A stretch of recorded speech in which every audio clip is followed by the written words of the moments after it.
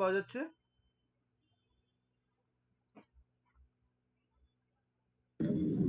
হ্যাঁ স্যার। কে জয়েন করেছো? Nandita sir.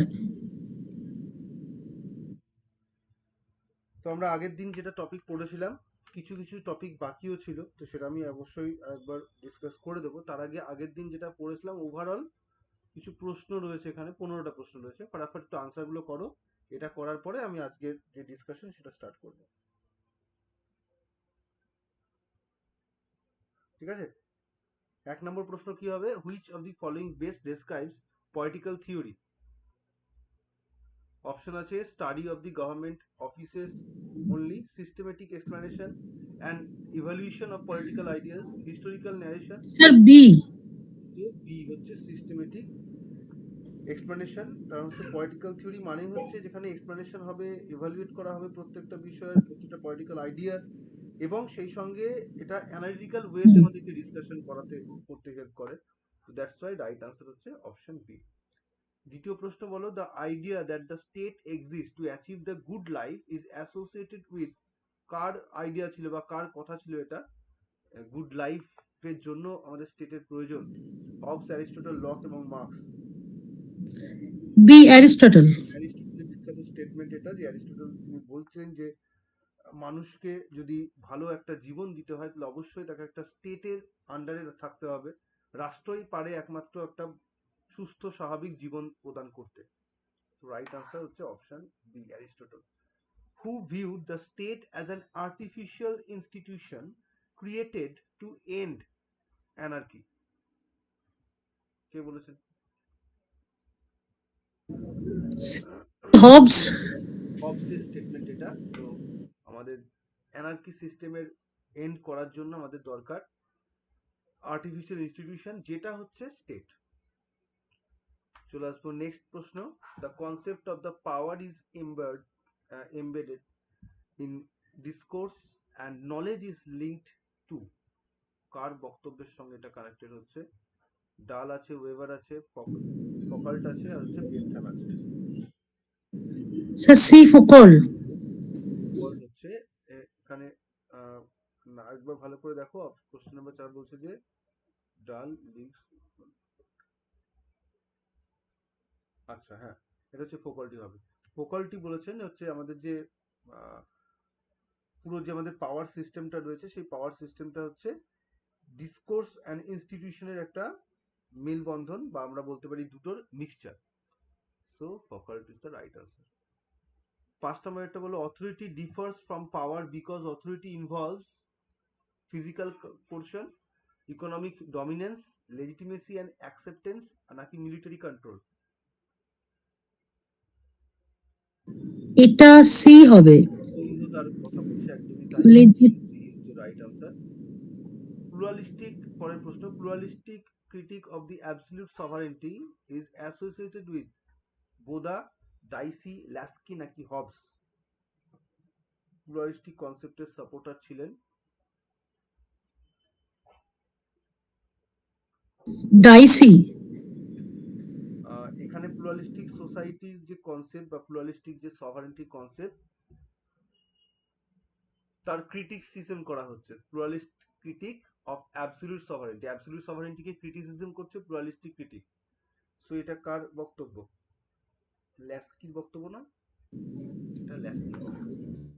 Laski বলেছেন আচ্ছা যে আচ্ছা লেসকি। তিনি অ্যাবসলিউট সভারেন্টির যে কনসেপ্ট তাকে পুরোপুরি নস্যাৎ করেছেন, তার বদলে তিনি প্লুরালিস্টিক কনসেপ্ট, কারণ তার বক্তব্য হচ্ছে সমাজে বিভিন্ন রকম মানুষের বিভিন্ন রকম ডিমান্ড রয়েছে, সেই ডিমান্ডকে শুধু একটা স্টেটই সব পূরণ করবে সম্ভব নয়। তাহলে বিভিন্ন যে প্রতিষ্ঠান রয়েছে সবার নিজস্ব নিজস্ব সভারেন এখতিয়ার রয়েছে, তাই এটা প্লুরালিস্টিক ভিউকে প্রোভাইড করে, বা প্লুরালিস্টিকের সাপোর্টার তিনি সেই জন্য। The distinction between negative and positive liberty was most clearly developed by, কে সব থেকে ভালো বুঝিয়েছেন? ইজি প্রশ্ন।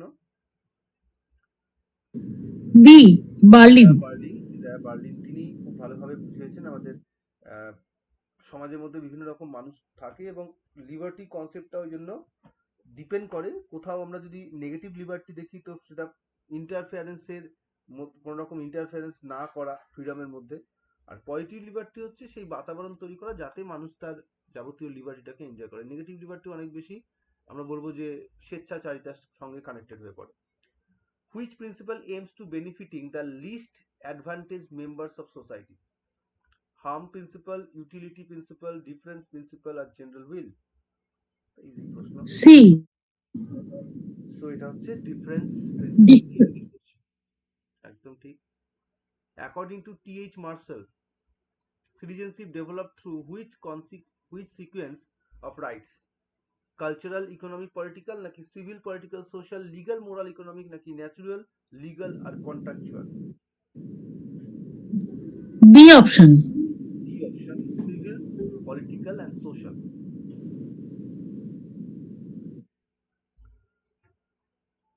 এখানে তিনি অ্যাকচুয়ালি বলতে চেয়েছেন যে আমাদের যদি আমরা কনসেপ্টটা বলি, এটা মার্শালের কনসেপ্ট। মার্শাল বলছেন যে তিনটে স্টেজ রয়েছে সিটিজেনশিপের ক্ষেত্রে, সিটিজেনশিপ রাইটস এর ক্ষেত্রে। একটা হচ্ছে সিভিল রাইটস, একটা হচ্ছে political rights, social rights. Social rights, political rights, civil rights এগুলোই একজন বিদেশি একজন দেশের নাগরিক এদের মধ্যে ডিফারেন্স করে দেয়, এবং কোন একটা দেশের সিটিজেনশিপ প্রোভাইড করে দেশের কান্ট্রি যে রয়েছে সেই কান্ট্রির যে গভর্নমেন্ট সে সেটাকে প্রোভাইড করবে, এবং অবশ্যই সে তখন ওই দেশের নাগরিকদের সে বিদেশিদের থেকে অবশ্যই বেশি সুযোগ সুবিধা প্রোভাইড করবে। নেক্সট হচ্ছে স্যার এখানে সিভিল আর হ্যাঁ স্যার এখানে সিভিল আর সোশ্যালটার মধ্যে কি ডিফারেন্স করতে পারি? Civil right basically economical right and social rights কে ইনক্লুড করছে, অর্থাৎ economical rights plus social rights মিলে বলা হয় সিভিল রাইটস। আর সোশ্যাল রাইটস আচ্ছা ফোকাস করছে ডিরেক্টলি সোশ্যাল রাইটস। তো এখানে মার্শাল যখন ডিসকাস করছেন তিনি সিভিল রাইটস বলতে ইকোনমিক্যাল রাইটস এবং সেই সঙ্গে আনুষঙ্গিক ইকোনমিকের সঙ্গে আনুষঙ্গিক রাইটস কে ইন্ডিকেট করছেন। অর্থাৎ কেউ কাজ করবে, কাজের বিনিময়ে সে মজুরি পাবে, এটাকে তিনি সিভিল রাইটস বলছেন। সোশ্যাল রাইটস বলতে তিনি রিলিজিয়াস বিলিফস কে ইন্ডিকেট করছেন, রিলিজিয়াস রাইটস কে ইন্ডিকেট করছেন, যে সে চার্চে করবে, এই ধরনের বিষয়গুলোকে ইন্ডিকেট করছেন। পলিটিক্যাল রাইটস তো ডিরেক্টলি পার্টিসিপেট করা ইলেকশনে, সেটা either as a voter or as a candidate, সবগুলোকে ইন্ডিকেট করবে। স্যার সিভিলের মধ্যেও পলিটিক্যাল রাইটসটা ঢুকে যাবে না? মানে সোশ্যাল তো নরমাল রাইট, যেগুলো right to speech and like this.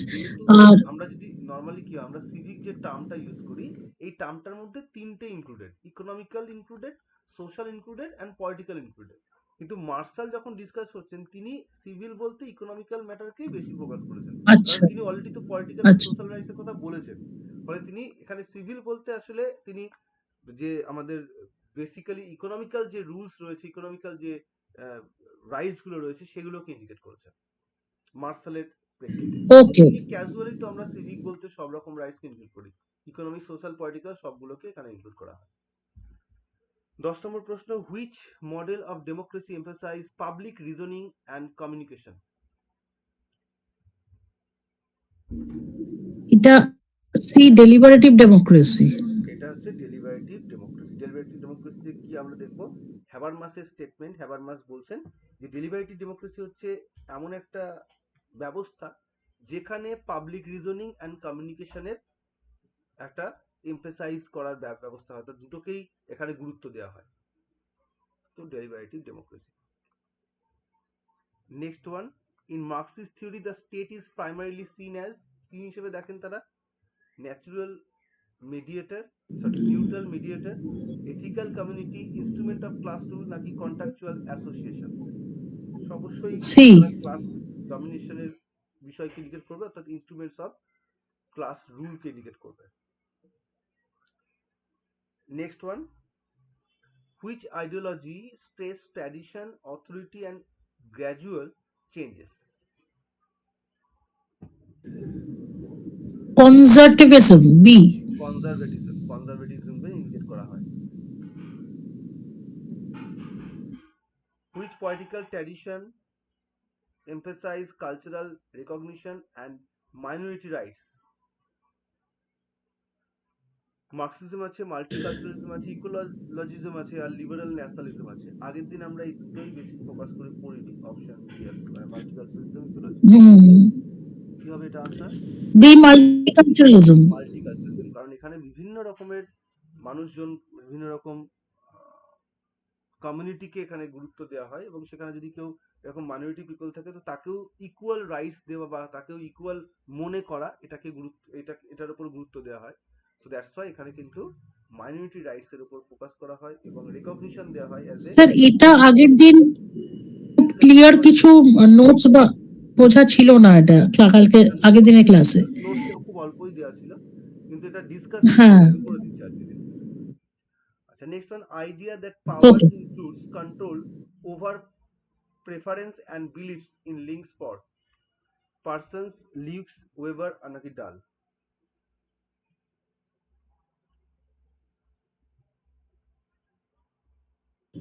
Steven লিউইসের concept, এটা লুকাস। স্টিভেন লিউইস হচ্ছে, তিনি প্রপোজ করেছেন 3 ধরনের ডাইমেনশন। একটা হচ্ছে যার মধ্যে রয়েছে এই আইডিওলজিক্যাল কন্ট্রোলের বিষয়, 3 types of dimension, 3 types of পাওয়ারের ডাইমেনশন তিনি ডিসকাস করেছেন। নেক্সট হচ্ছে postmodernism, postmodern political theory mainly rejects, কাকে রিজেক্ট করেছে? অপশন আছে স্টেট অথরিটি বা সভারেন্টি বলতে পারি, welfare policies, universal truths and grand narratives, আর হচ্ছে ইলেকটোরাল ডেমোক্রেসি। সি। এখানে basically postmodernism universal explanation of emphasize plurality and ডিসকোর্সকে ইন্ডিকেট করে, অর্থাৎ এখানে কিন্তু কোনোভাবেই যে ব্যাকডেটেড যে কনসেপ্টগুলো রয়েছে সেগুলোকে একদমই নস্যাৎ করে নতুন ধরনের ভাবনা চিন্তাকে সাপোর্ট করা হয়। So universal truth and grand narratives এর উপর গুরুত্ব দেওয়া হয়। আচ্ছা, আগের দিন আমি সিটিজেনশিপটাও খুব ভালো করে পড়াইনি, একটা হচ্ছে ফেমিনিজম পড়াইনি খুব ভালো করে, মাল্টিকালচারালিজম এটা আমি পড়াইনি ঠিক করে,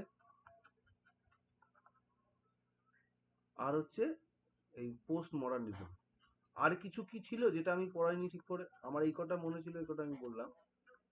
আর কিছু কি মনে পড়ছে? দাঁড়ান স্যার, একবার দেখে নিচ্ছি সিলেবাসটা। এই কটাকে আমি খুব বেশি ডিসকাস করতে পারিনি আগের দিন।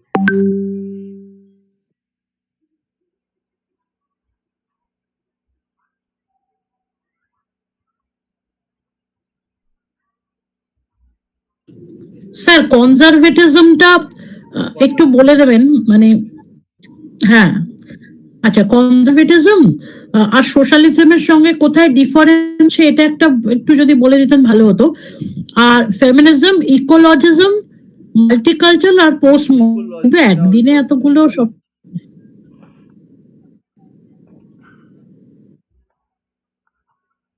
আচ্ছা, প্রথমে আমি সিটিজেনশিপ দিয়ে স্টার্ট করি। একদিনে একসঙ্গে যদি হবে স্যার, পুরো মোটামুটি 4-5টা টপিক আছে। হ্যাঁ, মানে সেক্ষেত্রে আজকে ঠিক আছে, আপনি আমি ভেবেছিলাম আজকে পলিটিক্যাল থটটা জাস্ট স্টার্ট করব, কি কাকে পলিটিক্যাল থট বলে, তার মেন ফিচার্স, তার কি বিষয়গুলো রয়েছে, আর ওয়েস্টার্ন পলিটিক্যাল থট আর ইন্ডিয়ান পলিটিক্যাল থটের মেজর ডিফারেন্সটা ওই একটু একটু করে প্রত্যেকের সম্পর্কে ডিসকাস করে ছেড়ে দেবো। আর আমি ঠিক করেছি, আমি যেহেতু কালকে একটু বাইরে যাব, সাউথ ইন্ডিয়াতে যাব প্রায় 15 দিনের মতো, তো আমি এই আগামী কাল থেকে তো হবে না, পরশু থেকে প্রতিদিন ওই ওয়েস্টার্ন পলিটিক্যাল থটের যতগুলো আছে, আমাদের সেটের যতগুলো আছে, ডাব্লিউবি সেটের যতগুলো আছে, আর সেই সঙ্গে নেটের যতগুলো আছে, প্রত্যেকদিন একটা করে থিঙ্কার্সদের আমি সম্পর্কে নোটস তোমাদেরকে দেব, তোমরা স্টাডি করবে। আমি কোশ্চেন বানিয়ে দেবো, হয়তো আজকে মানে কালকে যদি দিলাম তো কালকে সারাদিন তোমরা স্টাডি করলে, পরশুদিন আমি তার উপর কোশ্চেন দিলাম, আর তারপরে আবার পরশুদিন আরেকজন পলিটিক্যাল থিঙ্কার্সদের মানে তার থট দিলাম। এইভাবে মোটামুটি আমাদের প্রায় যা দেখলাম western political thought, Indian political thought নিয়ে প্রায় 20 জনের মতো রয়েছে।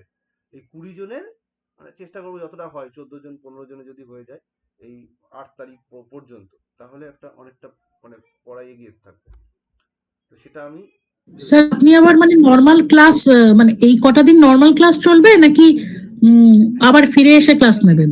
এই কটা দিন আমি জানি না যে যেখানে থাকবো সেখানে নেটওয়ার্কে কিরকম অবস্থা থাকবে, কারণ অনেকগুলো জায়গায় ভিজিট করব আমি, তো সেই জন্য আমি যদি ঠিকঠাক নেটওয়ার্ক পাই তো নিয়ে নেওয়ার চেষ্টা করব, যদি একান্ত না পাই তার জন্য এই হচ্ছে ব্যাকআপ স্ট্রাকচার। ঠিক আছে, আচ্ছা, আপনি সেন্ড করে রাখবেন নোটস। হ্যাঁ, আমি আর কোয়েশ্চেন আমরা প্রতিদিন আমি সকালের দিকে ধরো দিয়ে দিলাম, যেমন সকালের দিকে দিলাম, সারাদিন ধরে তোমরা স্টাডি করলে, আমি আবার এই ইভিনিং এর দিকে কোশ্চেন পাঠিয়ে দিলাম, আনসার করলে আনসার যদি আমাকে পাঠিয়ে দাও ইন্ডিভিজুয়াল, এভাবে আমি এসএসসি তেও পড়েছিলাম। ইন্ডিভিজুয়াল পাঠিয়ে দিলে আমি ইন্ডিভিজুয়ালি আনসার সেন্ড করলাম, ওই আনসারের মধ্যে প্রত্যেকটা প্রশ্নের উত্তর এবং তার সঙ্গে এক্সপ্লানেশন দেওয়া থাকবে, ফলে বুঝতে অসুবিধা হয় না। মানে আমি ট্রাই করবো কি চারটে অপশন যেটার চারটেই বোঝার প্রয়োজন, তো চারটেই ওখানে এক্সপ্লানেশন করা থাকবে, কি এটা বাকি তিনটে কেন নয় সেটাও ওর মধ্যে দেওয়া থাকবে, এভাবে এক্সপ্লানেশন করে দেওয়া থাকবে, তাহলে বুঝতে অসুবিধা হওয়ার কথা নয়। যদি তারপরেও হয়, তারপরে তো আমাকে তোমরা হোয়াটসঅ্যাপে তো আমি সবসময় অ্যাক্টিভ থাকার চেষ্টা করবো, তো প্রশ্ন করলে আমি সেটা হয়তো ভয়েস ওভারে দিয়ে দিলাম। মানে এটা বেশি ওই দুটো সপ্তাহ, মানে দুটো আচ্ছা সপ্তাহ হবে না, এক সপ্তাহ অ্যাকচুয়ালি, সামনের বারটা অ্যাকচুয়ালি হ্যাম্পার হবে। ঠিক আছে? আচ্ছা, আপনি একটু নোটিস করে দেবেন গ্রুপে, তাহলে দিয়ে দেবেন, তাহলেই আমরা পেয়ে যাব যে ক্লাসটা হবে নাকি আমরা শুধু নোটস নেব আর পরীক্ষা দেবো। হ্যাঁ, একদম একদম। না ওই ক্লাসটা হলে তো আমি সেটা আগে হ্যাঁ, বলতে বলুন। পারবো না, মানে আমার প্রসেসটা কাল থেকে স্টার্ট করে দেবো আমি। আহ, তারপরে ক্লাস হলে তো হয়ে যাবে, আচ্ছা, কোনো অসুবিধা নেই, ঠিক আছে? প্রসেসটা কাল থেকে স্টার্ট হবে, কিন্তু ঠিক ক্লাস আছে, যদি হয় সেটা ওই ঠিক পরের আছে। বুধবারে গিয়ে জানতে হবে, তার আগে তোমার 7টা দিন ওয়েস্ট হয়ে গেল তাহলে, তাই না? ক্লাস হলে হবে, মানে ক্লাস তো হলে কোনো হ্যাঁ, অসুবিধা হ্যাঁ, নেই, ক্লাস যদি হতে পারে খুব ভালো ব্যাপার। না হলে পড়াটা আমার এগিয়ে থাকবে, কারণ ওয়েস্টার্ন পলিটিক্যাল তো ইন্ডিয়ান পলিটিক্যাল তো অনেকগুলো আছে। এবার এটা ডিসকাশন তো করা হবে, যখন আবার ক্লাস হবে তখন ডিসকাশন করা হবে, তার আগে হুম, ওভারঅল সেই রিলেটেড তোমাদের মতো নিজের মতো করে স্টাডি করা, এবং সেটা যদি আমার কোনো সাপোর্টিং ভিডিও থাকে আমি সেটাও সেন্ড করে দেবো, রেকর্ডিং ভিডিও। ঠিক আছে? ঠিক আছে স্যার। আচ্ছা, আজকে স্যার আমি বলছিলাম আমাদের এই যে কটা বাকি রয়েছে চারটা, যেটা এই থটস এর ওপর, কনজারটিভিজম, সোশ্যালিজম আর ফেমিনিজম, এগুলো কি আজকে ফোকাস করা হবে? হ্যাঁ, আমি এখনই স্টার্ট করছি, এটা আজকেই চেষ্টা ওকে স্যার। করবো সবটা, যদি না হয় ম্যাক্সিমামটাই শেষ করে দেওয়ার চেষ্টা করবো। ঠিক আছে? তাহলে প্রথমেই সিটিজেনশিপে ফোকাস করি। সিটিজেনশিপের কনসেপ্টটা বেসিক্যালি বোঝা যাচ্ছে কোন একটা কান্ট্রির সঙ্গে কানেক্টেড, কারণ সিটিজেনশিপের মানেই হচ্ছে আর অ্যান ইউনিক আইডেন্টিটি অফ,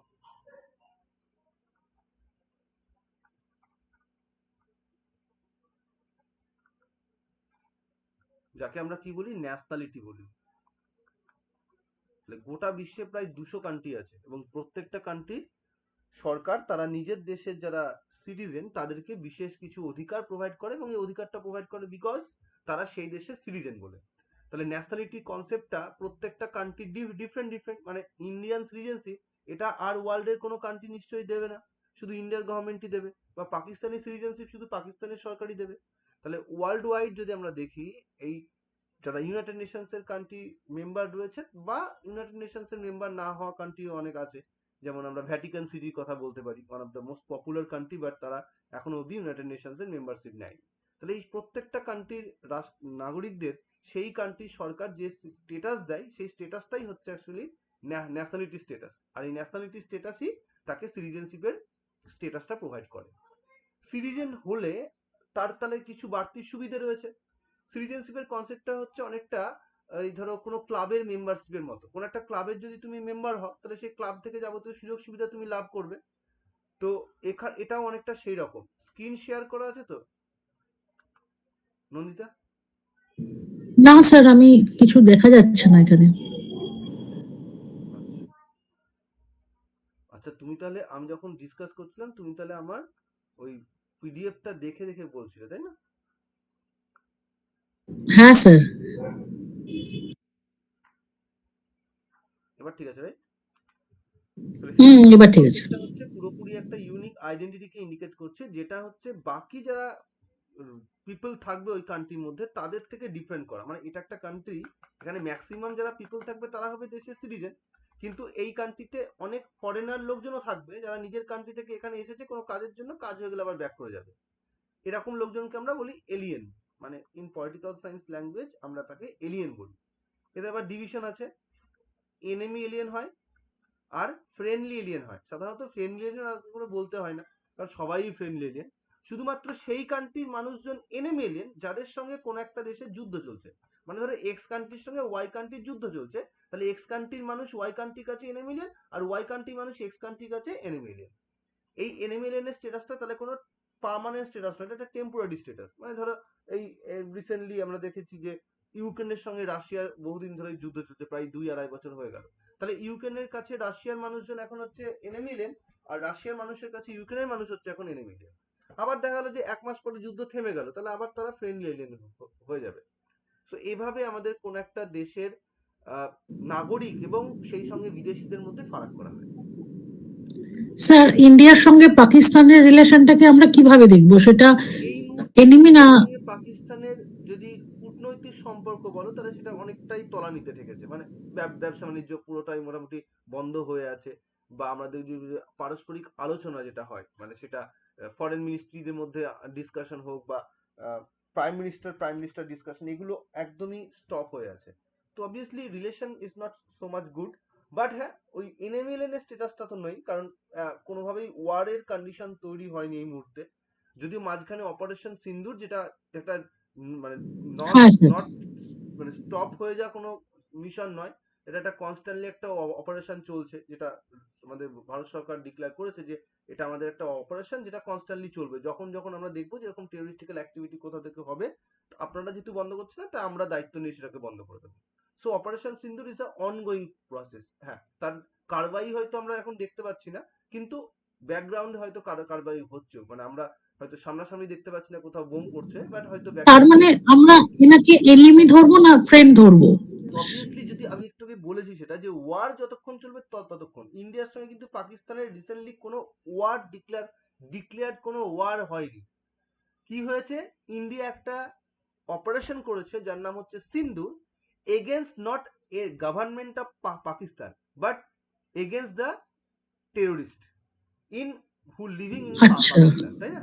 তো পাকিস্তানের গভর্নমেন্টের বিরুদ্ধে তো ওয়ার ডিক্লেয়ার হয়নি, সেটা টেররিস্টিক্যাল অ্যাক্টিভিটিকে বন্ধ করার জন্য তাদের এগেনস্টে করা হয়েছে। তো সেই জন্য অবশ্যই যুদ্ধই নয়, মানে অপারেশন সিন্দুরের সময় ইন্ডিয়া পাকিস্তানের যে কন্ডিশন ছিল, সেটা কিন্তু ওয়ার ছিল না, মানে ডিক্লেয়ার্ড ওয়ার ছিল না। আর যতক্ষণ না ডিক্লেয়ার্ড ওয়ার হবে, লাইক রাশিয়ান ইউক্রেন আর প্যালেস্তাইন আর ইসরায়েল, এরকম যদি ডিক্লেয়ার্ড ওয়ার না হয়, ততক্ষণ অবধি তুমি বলতে পারবে না যে they are in war, and that's why তারা এনিমি লেন নয়। Okay, okay sir. তবে কূটনৈতিক সম্পর্ক খারাপ হওয়ার কারণে ভারতবর্ষে থাকা লোকজনকে পাকিস্তানে ফেরত যেতে বলেছিল, এবং পাকিস্তানে থাকা ভারতীয় লোকজনকে ইন্ডিয়াতে চলে আসতে বলেছিল। But this is not the same criteria as enemy lane, ঠিক আছে? সেম নয়, কারণ এনিমি লেন হলেই তাকে কিন্তু উইদাউট কাস্টাডি, উইদাউট ওয়ারেন্ট তাকে কিন্তু পুলিশ কাস্টাডিতে নিয়ে নিতে পারে। মানে আর্টিকেল 22 যেটা আমরা এনজয় করি, ফরেনাররা কিন্তু আর্টিকেল 22 এনজয় করবে না যদি তারা এনিমি লেন হয়। তাই জন্য এটা তো হয়নি, কোনো নিশ্চয়ই পাকিস্তানি লোকজনকে আমরা শুনিনি যে জেলে ভরে ভরে দিয়েছিল উইদাউট এনি ওয়ারেন্ট। তো অবভিয়াসলি তাহলে এনিমি এলিয়েন হিসেবে ডিক্লেয়ারও করেনি। আচ্ছা, তাহলে তারা যদি ইন্ডিয়ার সিটিজেন হতে চায়, কোনো একজন পাকিস্তান ইন্ডিয়ান সিটিজেন হতে চায়, তাহলে সেটা অ্যাপ্রুভড হবে? কখন? Right now? ধরুন এই সময়, যে সময় আমরা এখন আছি, এই নর্মাল টাইমে যদি actually there is 5 methods to acquiring Indian citizenship. তো এই 5টা মেথডের মধ্যে যদি কোনো মেথডের ক্রাইটেরিয়ার সঙ্গে সে যোগ্য হয়, তাহলে সে অ্যাপ্লাই করবে। তারপরে মিনিস্ট্রি অফ এক্সটার্নাল অ্যাফেয়ার্স তারা বুঝবে যে এটা দেওয়া সম্ভব কিনা। তো তারপরে তাকে সিটিজেনশিপ দেওয়া হবে, আমাদের হোম মিনিস্ট্রির আচ্ছা, সঙ্গে কথা বলবে, ডিসকাস করবে। তো হোম মানে মিনিস্ট্রি আমরা তাকে নর্মাল স্টেট হিসেবেই দেখছি। যদি ওয়ার হয় তাহলে তখন ব্যাপারটা আলাদা, কিন্তু এখন সাধারণত আমরা তাকে। সবাই ফ্রেন্ডলি এলিয়েন আমাদের কাছে। তাহলে আমাদের ওকে স্যার। ভারতবর্ষে তাহলে ফরেনার এলিয়েন, যাকে আমরা ফরেনার বলছি, সেটার দুটো ডিভিশন দেখলাম, সিটিজেন দেখলাম। এটা অন্য অল ওভার দ্য ওয়ার্ল্ড একই নিয়ম আছে, এই নিয়ম। এছাড়াও আরো কিছু আছে, যেটা হচ্ছে আমরা বলি না যে অনেক সময় যে migrated people, so migrated people এটার আবার ডিভিশন আছে। মাইগ্রেটেড পিপল যদি ইললিগালি এন্টার করে, তাহলে আমরা বলবো ইললিগাল ইমিগ্রেন্টস। আর যদি সে হ্যাঁ। লিগালি এন্টার করে, তাহলে বলবো লিগাল ইমিগ্রেন্টস। ইললিগাল ইমিগ্রেন্টস আর লিগাল ইমিগ্রেন্টস আর একজন এলিয়েনের মধ্যে কি ফারাক? লিগাল ইমিগ্রেন্টস হোক বা ইলিগাল ইমিগ্রেন্টস, তারা কিন্তু আর নিজের দেশে ব্যাক করবে না। বেড়াতে যেতে পারে, কিন্তু পার্মানেন্ট থাকার জন্য তারা আর এই কান্ট্রিটাকে মনে করছে না। তারা এবার এই কান্ট্রিটাকে তাদের পার্মানেন্ট কান্ট্রি হিসেবে ধরছে। তাই তারা পাকাপাকি ভাবে চলে এসেছে, আইদার লিগালি অর ইললিগালি। এলিয়েনরা কিন্তু তা করছে না। এলিয়েনরা তাদের কাজ হয়ে গেলে আবার ব্যাক করে যাবে। আজকে অস্ট্রেলিয়ান ক্রিকেট টিম ইন্ডিয়াতে খেলতে এসেছে, খেলা হয়ে গেলে তারা আবার ব্যাক করে যাবে। দে আর এলিয়েন। বাট কোনো যদি রোহিঙ্গারা মিয়ানমার থেকে ইন্ডিয়াতে এন্টার করে, অ্যাজ তাদের ডোমিসাইলটাকে তারা চেঞ্জ করছে, ডোমিসাইল মানে হচ্ছে পার্মানেন্ট হোম, সো ডোমিসাইলটাকে তারা চেঞ্জ করে ইন্ডিয়ান ডোমিসাইল নিতে চাইছে। সো তাহলে তারা কিন্তু ইমিগ্রেন্ট পিপল, তারা দেশান্তরিত ব্যক্তি। তো এইসব ব্যক্তির অনেক সময় এরকমও হয় যে ইলিগাল রয়েছে, তাকে সে অ্যাপ্লাই করলো ইন্ডিয়ার সিটিজেনশিপের জন্য, তাকে লিগাল সিটিজেনশিপ, তখন সিটিজেনশিপের স্ট্যাটাস দেওয়া হলো। অনেক সময় হয় যে লিগাল ওয়েতে এসেছিল কিন্তু সে আর বাড়ি ফিরবে না, তাই আর ভিসার মেয়াদও বাড়ায়নি, আর যেহেতু বাড়ায়নি ফলে সেই সময় থেকে, যখন থেকে সে আর ভিসার মেয়াদ বাড়ায়নি, তখন থেকে সে কিন্তু ইলিগাল ইমিগ্রেন্ট হয়ে গেছে। এখন ভারতবর্ষের পপুলেশন এত হাই যে ভারত সরকার খুঁজে খুঁজে এইসব ইলিগাল ইমিগ্রেন্টসকে ধরে নিয়ে যাবে এরকম করে না, মানে একটা ছোট ছোট কান্ট্রির পক্ষে পসিবল, ইন্ডিয়ার মতো এত বড় কান্ট্রিতে পসিবল নয়। তো সেই জন্য আমাদের ভারত সরকার, আমাদের ভারতবর্ষে এরকম প্রচুর লোকজন আছে যারা ইলিগাল ইমিগ্রেন্টস হয়ে ইন্ডিয়াতে স্টে করছে। Okay sir. ইন্ডিয়ান গভর্নমেন্ট যেটা ট্রাই করে যে এদেরকে ইন্ডিয়ান সিটিজেনশিপ দিয়ে দেওয়ার, সেজন্য আমাদের ভারতবর্ষে রিসেন্টলি 2019 সালে সিটিজেনশিপ অ্যামেন্ডমেন্ট অ্যাক্ট করা হয়েছিল। 5 বছর ভারতবর্ষে থাকা এইসব ব্যক্তিদেরকে ভারতীয় নাগরিকত্ব দেওয়া হবে, সেটা লিগালি আসুক আর ইলিগালি আসুক, if they want to live in here, so তাদেরকে সিটিজেনশিপ দেওয়া হবে। যদি তারা মুসলিম হয় তাহলে 11 বছর ওয়েট করতে হবে, যদি অমুসলিম ব্যক্তি হয়, মানে হিন্দু হয়, খ্রিস্টান হয়, শিখ হয়, বুদ্ধিস্ট হয়, পারসিক হয়, জৈন হয়, তাহলে সেক্ষেত্রে তাকে থাকতে হবে মাত্র 5 বছর। এইভাবে ভারতবর্ষে নাগরিকত্ব সংশোধন করা হয়েছে। এরকম বিভিন্ন দেশে বিভিন্ন রুলস আছে, আমি ইন্ডিয়ার এক্সাম্পল দিলাম, অন্য কোনো কান্ট্রিতে অন্য রুলস আছে। তার মানে ইন্ডিয়ার যে ব্যবস্থাপনা তা যে অন্য দেশেও তাই থাকবে তার কোনো গ্যারান্টি নেই। কিন্তু এই যে ইলিগাল ইমিগ্রেন্টস এর কনসেপ্ট বা লিগাল ইমিগ্রেন্টস এর কনসেপ্ট, এটা কিন্তু সেম, সব all over the world same হয়। আর একটা এখানে মনে রাখা উচিত, সেটা হচ্ছে যে আমাদের 5 মেথডস বললাম ইন্ডিয়াতে আছে নাগরিকত্ব অ্যাকোয়ার করার। ওই 5 মেথডস এর মধ্যে কিছু মেথড আছে যেগুলো ইউনিভার্সালি ফলো হয়। ইন্ডিভিজুয়াল সিটিজেনশিপ হয়, মানে ব্যক্তিগতভাবে সিটিজেনশিপ পাওয়া যায়, আবার কালেকটিভলি সিটিজেনশিপ পাওয়া যায়। যদি ইন্ডিভিজুয়াল সিটিজেনশিপের কনসেপ্ট দেখি তাহলে 4টে আছে। নাম্বার 1 সেটা হচ্ছে বাই বার্থ, অর্থাৎ জন্মেছে তার রেসপেক্টে সিটিজেনশিপ দেওয়া। নাম্বার 2 সেটা হচ্ছে বাই ডিসেন্ট, অর্থাৎ বাবা বা মা কেউ একজন ভারতবর্ষের ব্যক্তি, তাই তার রেসপেক্টে তাকে ইন্ডিয়ান সিটিজেনশিপ দেওয়া হয়। বা এটা অন্য দেশের ক্ষেত্রেও চিন্তা করতে পারো যে পাকিস্তান সরকার বাই ডিসেন্টকে মান্যতা দেয়, তার মানে পাকিস্তানের বাবা মা কেউ একজন হলেই তাকে পাকিস্তানের সিটিজেনশিপ দেওয়া হয়। এভাবে পিতৃমাতৃ সূত্রে বা ব্লাডের সূত্রে নাগরিকত্ব দেওয়ার কনসেপ্টকে ইন্ডিকেট করা হয়। এই দুটোকে আবার একটা টার্মে ইন্ডিকেট করা হয়, ল্যাটিন টার্ম, এটাকে বলা হয় জাস সলি, আর এটাকে বলা হয় জাস স্যাঙ্গুইনিস। দুটোই ল্যাটিন টার্ম, এইটা দিয়েও কোশ্চেন দিয়ে দেওয়া সময়।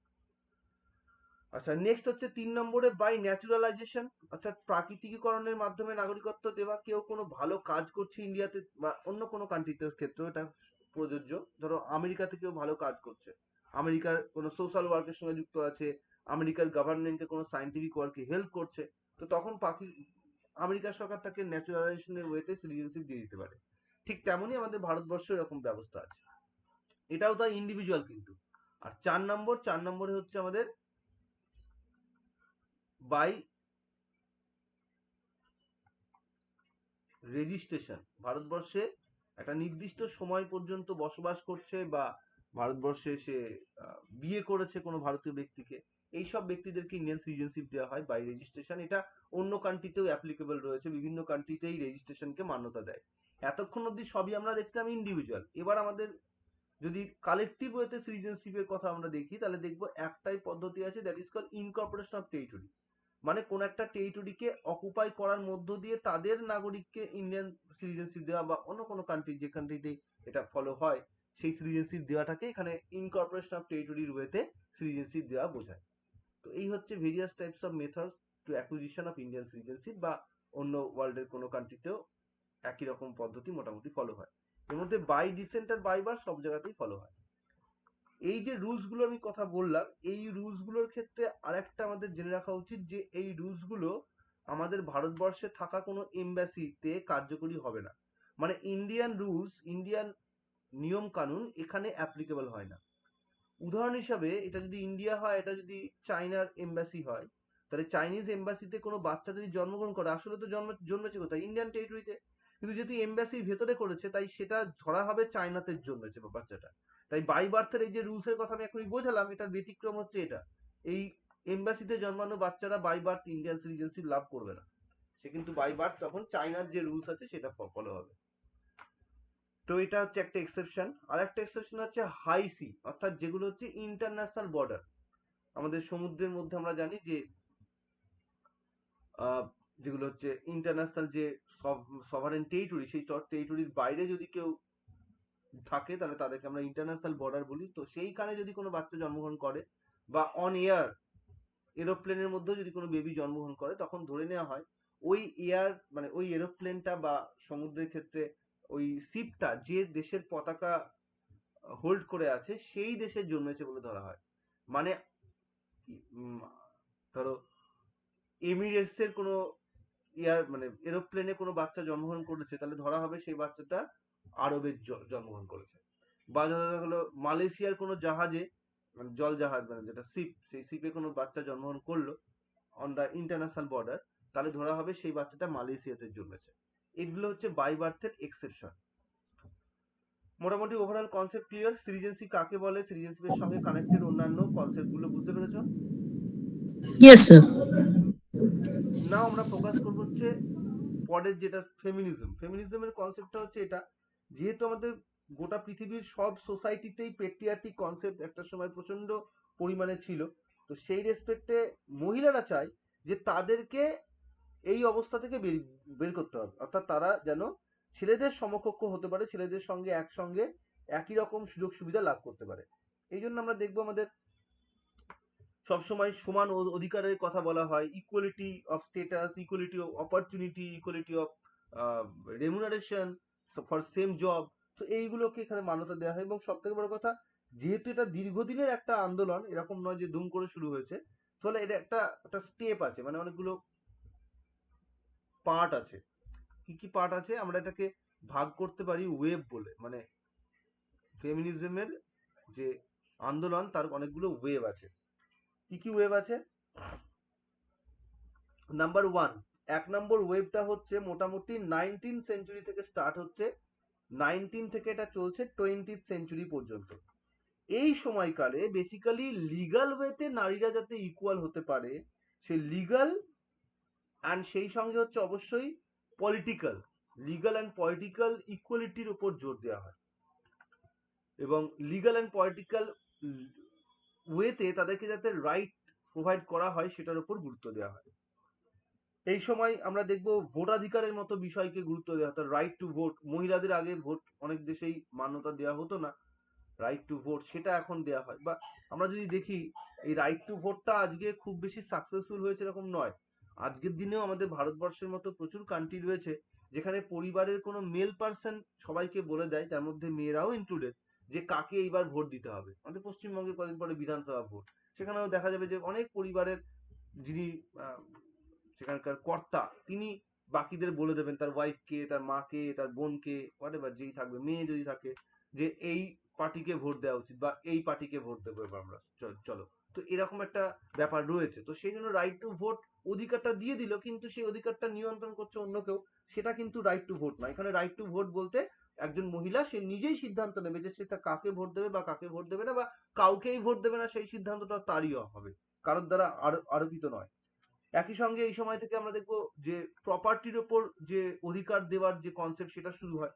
এই সময় আমরা দেখবো যে বিভিন্ন দেশে প্রপার্টিতে ইকুয়াল অপরচুনিটি বা ইকুয়াল যে রাইট দেওয়ার সুযোগ দেওয়া হয়। মানে যদি ছেলে মেয়েদের কথা চিন্তা করি তো সেক্ষেত্রেও ইকুয়াল রাইট, আবার যদি যে ম্যারেজের ক্ষেত্রে চিন্তা করি সেখানেও আফটার ম্যারেজ তাদের প্রপার্টির মধ্যে ইকুয়ালিটি হওয়া উচিত। যাই তার প্রপার্টি থাকবে, হাজবেন্ডের প্রপার্টিতে ইকুয়াল অধিকার থাকবে। একইভাবে যদি ওয়াইফেরও কোনো প্রপার্টি থাকে সেখানে হাজবেন্ড এবং ওয়াইফের ইকুয়াল অপরচুনিটি থাকবে বা ইকুয়াল রাইট থাকবে। শিক্ষার অধিকার সেই সময় থেকে এডুকেশনের উপর প্রচুর ফোকাস করা হয়। অ্যান্ড সেই সঙ্গে হচ্ছে যেটা এর আগে বললাম যে লিগাল ওয়েতে যাতে তাদেরকে এগুলোকে মান্যতা দেয়, শুধুমাত্র মৌখিক নয় বা শুধুমাত্র কোনো একটা স্কিম করে দিল তাতে নয়, এগুলো প্রয়োজন হলে সংবিধানের মধ্যে তাদেরকে সেই সুযোগ দেওয়া। তো এটার উপর জোর দেওয়া হয়। এবং এই সময় আমরা দেখবো সেই vindication of the rights of women, যেটা মেরি উইলস্টন ক্রাফটের সব থেকে পপুলার বই, সেই বইটা এই সময় পাবলিশড হয়। পরবর্তীকালে জন স্টুয়ার্ট মিল আরেকজন রাষ্ট্রবিজ্ঞানী, যিনি নারীদের অধিকারের কথা বলেন। তাহলে দুজন এই সময় পপুলার পার্সন, একজন হচ্ছেন মেরি উইলস্টন ক্রাফট, আরেকজন হচ্ছেন জন স্টুয়ার্ট মিল। এরা দুজনেই কিন্তু এই ফার্স্ট ওয়েভের যে ফেমিনিজম কনসেপ্ট তার অন্যতম বোদ্ধা। স্যার এনাদের বইয়ের নাম আসবে এবং কে আগে কে পরে আছে সেটাও আসতে পারে, তো সেইভাবে অবশ্যই কি মেরি উত্তর? উইস্টনক্রাফটের বইয়ের নাম, মেরি উইস্টনক্রাফটের বইটা কবে পাবলিশড হয়েছে, vindication vindication of the rights of women, বা হচ্ছে জন স্টুয়ার্ট মিলের যে সময়কাল, অবশ্যই মেরি উইস্টনক্রাফটের সময়কালের সঙ্গে কম্পেয়ার করে কোনো কোশ্চেন দিতেই পারে। ঠিক আছে। আচ্ছা, নেক্সট হচ্ছে সেকেন্ড ওয়েভের উপর ফোকাস করব। সেকেন্ড ওয়েভের টাইম কাল হচ্ছে, এটা 1920 সেঞ্চুরিতে শেষ হলো। এটা 20 সেঞ্চুরি ঠিক মিডিলে, 1960 সালের বা 60-এর দশক বললে আরো ভালো হয়। 1960 থেকে স্টার্ট হচ্ছে, যেটা 1980s অবধি চলছে। এই সময়কালে বেসিক্যালি আমরা দেখবো যে পেট্রিয়াটিক সোসাইটির উপর ক্রিটিসিজম করা হয়, আর সেই সঙ্গে আমাদের যে পরিবার পরিকল্পনার কনসেপ্ট, সেটার উপর মহিলাদের উপর বেশি নির্ভরশীল, বা মহিলাদের উপর বেশি দায়িত্ব দিয়ে দেওয়া, বা মহিলাদের গৃহকর্মে মহিলাদের যে কন্ট্রিবিউশন সেটাকে খাটো করে না দেখা, এইগুলোর উপর জোর দেওয়া হয়। এবং সেই সঙ্গে আমাদের দেখবো যে বিভিন্ন ওয়ার্ক প্লেসে সেখানে মহিলাদের ইকুয়াল স্টেটাস দেওয়া হতো না, সেটার উপর গুরুত্ব দেওয়ার কথা বলা হয়, যে মহিলাদের যাদের কাজের কর্মক্ষেত্রে তারা যাতে সমান স্টেটাস ভোগ করে।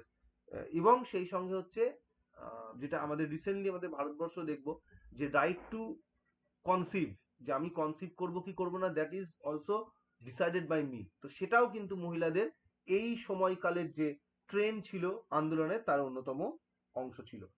এখানেও প্রধান চিন্তাবিদ বলতে আমরা দেখবো সাইমন দি বিউয়ার এরও কথা বলতে পারি, যিনি হচ্ছেন সেকেন্ড সেক্স বইটার রাইটার।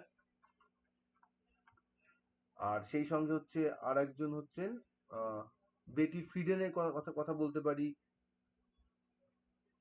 মিলেটের কথা বলতে পারি। এটা সব হচ্ছে এই সময়ের অন্যতম ফেমিনিস্ট স্যার থিঙ্কারদের নাম অনুযায়ী তাদের বইয়ের নাম বা সিকোয়েন্স কে আগে কে পরে সেটা যদি একটা নোট দিতেন তাহলে একটু খুব ভালো হতো আমি দিয়ে এইভাবে। দেবো, এই ফেমিনিজমের ওই ওয়েব দিয়ে একটা নোটস আছেই আমার, ওটা আমি সেন্ড করে দেবো, আচ্ছা। ওটা দেওয়া থাকবে, যে কার কোন বই কবে পাবলিশ হয়েছে। মিলেটের বইয়ের নাম হচ্ছে সেক্সুয়াল পলিটিক্স, বা ওই বেটির বইয়ের নাম হচ্ছে ফেমিনাইন মিস্টিক, এগুলো সব দেওয়া থাকবে। সেকেন্ড সেক্সের হচ্ছে রাইটার হচ্ছে সাইমন দি বয়ভিয়ার। তো এই সময় তাহলে ফেমিনিজম কি হচ্ছে, ফেমিনিজম কিন্তু আগের তো লিগাল ওয়েতে স্টেটাস পেয়ে গেছিল, ভোটাধিকার পেয়ে গেছিল। এবার এই সময়কালে ফেমিনিজম আরো বেশি স্ট্রং হচ্ছে, এবং এমন কিছু কনসেপ্ট উঠে আসছে যেগুলো আমাদের কাছে মডার্ন কনসেপ্ট বলে ইন্ডিকেটেড হয়। তার মানে মডার্নিস্টিক যে ভিউ, সেটা কিন্তু আমাদের সেকেন্ড ওয়েভ থেকে স্টার্ট হচ্ছে। নেক্সট ওয়ান থার্ড ওয়েভের সময়কাল, তাহলে তারপর থেকে এটা 1980s পর্যন্ত শেষ হয়ে যাচ্ছে। স্যার হ্যাঁ, 19 বই, হ্যাঁ ধরুন, ধরুন যে কোনো একজন থিঙ্কার তারা একটা বই দিচ্ছেন, সেই বইটা কি পার্সপেক্টিভে সেটা কি আসতে পারে, মানে বইটার ভেতরে সাবজেক্টিভিটিটা কি আছে এটা কিন্তু সেটাও কি কোনো আসতে কোশ্চেন পারে? আসে, বিশেষ করে আমরা যদি দেখি যে ফেমিনিজমে এটা খুব একটা কোশ্চেন আসতে দেখি না, বরং এটা আমরা দেখবো যে যদি লিবারালিজম কনসেপ্ট বলি, তাহলে সেখানে বা মার্কসের কিছু বইপত্রের মধ্যে জিজ্ঞেস করে যে ক্লাস স্ট্রাগলের কনসেপ্ট কোন বইটার মধ্যে দেওয়া আছে, বা আমরা হ্যাঁ দেখবো হ্যাঁ। যে এরকম করে ওই পার্টিকুলার কিছু থিঙ্কার্স এর থ্রু দিয়ে জিজ্ঞেস করে যে তার এই কথাটা কোন বইতে আছে, বা এই বিষয়টা কোন বইতে তিনি ডিসকাস করেছেন। তো সেটা আমরা দেখতে পাই, কিন্তু এই ফেমিনিজমের ক্ষেত্রে মানে ওভারঅল সবাই একই রকম। হ্যাঁ, এবার তাহলে আমি ট্রাই করবো যে তো ওইগুলো একটু ইন্ডিকেট করে দিতে, যে রাইট হ্যাঁ টু স্যার, তাহলে খুব কনসিভের ভালো হয় বইটা ওগুলো যদি সেকেন্ড সেক্সের মধ্যে ঠিক কি, তার বইটার ফোকাস কেন্দ্র কি ছিল, কি আছে এই বইটার হ্যাঁ মধ্যে, হ্যাঁ। এরকম করে। এটা খুব বেশি হবে না, তো একটা লাইন দেওয়া থাকবে ম্যাক্সিমাম, বা কিছু হ্যাঁ, কনসেপ্ট। মূল ফোকাস অঞ্চলটা বললেই হবে। তো সেকেন্ড ওয়েভ থার্ড ওয়েভের কথা বলছিলাম 1990s এর থেকে 2000 পর্যন্ত। এই সময়কালে এটা একটা খুব স্বল্পমেয়াদী একটা সময়কাল ছিল, কারণ এই সময় আহ, বিভিন্ন মানে মহিলাদের মধ্যেও যে ক্লাসিফিকেশন হওয়া উচিত সেটা নিয়ে কথা কথা বলে, কারণ প্রত্যেকটা মহিলা একই রকম কমিউনিটি থেকে বিলং করে না, তাদের কালচারাল ডিফারেন্স রয়েছে, তাদের শ্রেণীগত ডিফারেন্স রয়েছে। তো সেই রেসপেক্টে এখানে যে সব মহিলারা এক নয়, ডিফারেন্ট ডিফারেন্ট তাদের যে আইডেন্টিটি রয়েছে সেটাকে মান্যতা দেওয়া হয়। এবং ব্যক্তিগত পরিচয়, অর্থাৎ আগে মহিলারা কি হতো, পুরুষের পরিচয়ে তারা পরিচিত হতো, এখন আর তা নয়। এখন বলছি যে একজন ব্যক্তি মহিলা, তার পরিচয় কি আছে, তার কি গুরুত্ব আছে সোসাইটিতে, সেটার উপর গুরুত্ব দেওয়া। এবং সেই সঙ্গে এই সময় থেকে, যেহেতু চিন্তা করে এই সময়কালটা কিন্তু ইন্টারনেটের সূচনা হয়ে গেছে, ফলে আস্তে আস্তে এই যে ফেমিনিস্টের কনসেপ্ট একটা মানে অল ওভার দ্য ওয়ার্ল্ড তৈরি হচ্ছে। তো বলতে পারি যে গ্লোবাল ফেমিনিস্টের যে কনসেপ্ট, যেটা আজকে আমাদের খুব প্রচুর পরিমাণে অ্যাক্টিভ, সেই গ্লোবাল ফেমিনিস্টের কনসেপ্টের সূচনা কিন্তু এই থার্ড ওয়েভ কালে। And next one fourth wave, যেটা স্টিল নাও কন্টিনিউ আছে। 2010 সাল থেকে এটা মোটামুটি স্টার্ট হচ্ছে। 2010 সাল থেকে এটা প্রেজেন্ট ইনকমপ্লিট রয়েছে এখনো। তো এই সময়কালে আমরা দেখবো যে একদম টোটাল সোশ্যাল মিডিয়াকে ইউজ করে, সোশ্যাল নেটওয়ার্ককে ইউজ করে ফেমিনিস্ট কনসেপ্টকে পপুলার করা হচ্ছে। অর্থাৎ টোটাল অ্যাক্টিভিজমটা এতদিন কি ছিল, তারা মাঠে নেমে অর্থাৎ রাস্তায় নেমে তারা আন্দোলন করতো, এখন কিন্তু আর তা নয়। ম্যাক্সিমামটাই হচ্ছে সোশ্যাল নেটওয়ার্ককে ইউজ করে, একটা স্ট্রং মিডিয়াম, সেই মিডিয়ামটাকে ইউজ করে মানুষের মধ্যে ফেমিনিস্ট কনসেপ্টকে জাগিয়ে তোলা। সো দ্যাটস ওয়াই এটাকে আমরা বলতে পারি যে social media activism, social media অ্যাক্টিভিজমের উপর জোর দেওয়া। স্যার এটাকে সাইবার ফেমিনিজম বলা যায়? হ্যাঁ, সাইবার ফেমিনিজম বলা যায়। মি টু মুভমেন্ট হয়েছিল, নিশ্চয় মনে আছে। সো মি টু মুভমেন্টের ইয়েস। কনসেপ্ট এখানে একটা গুরুত্বপূর্ণ একটা বৈশিষ্ট্য।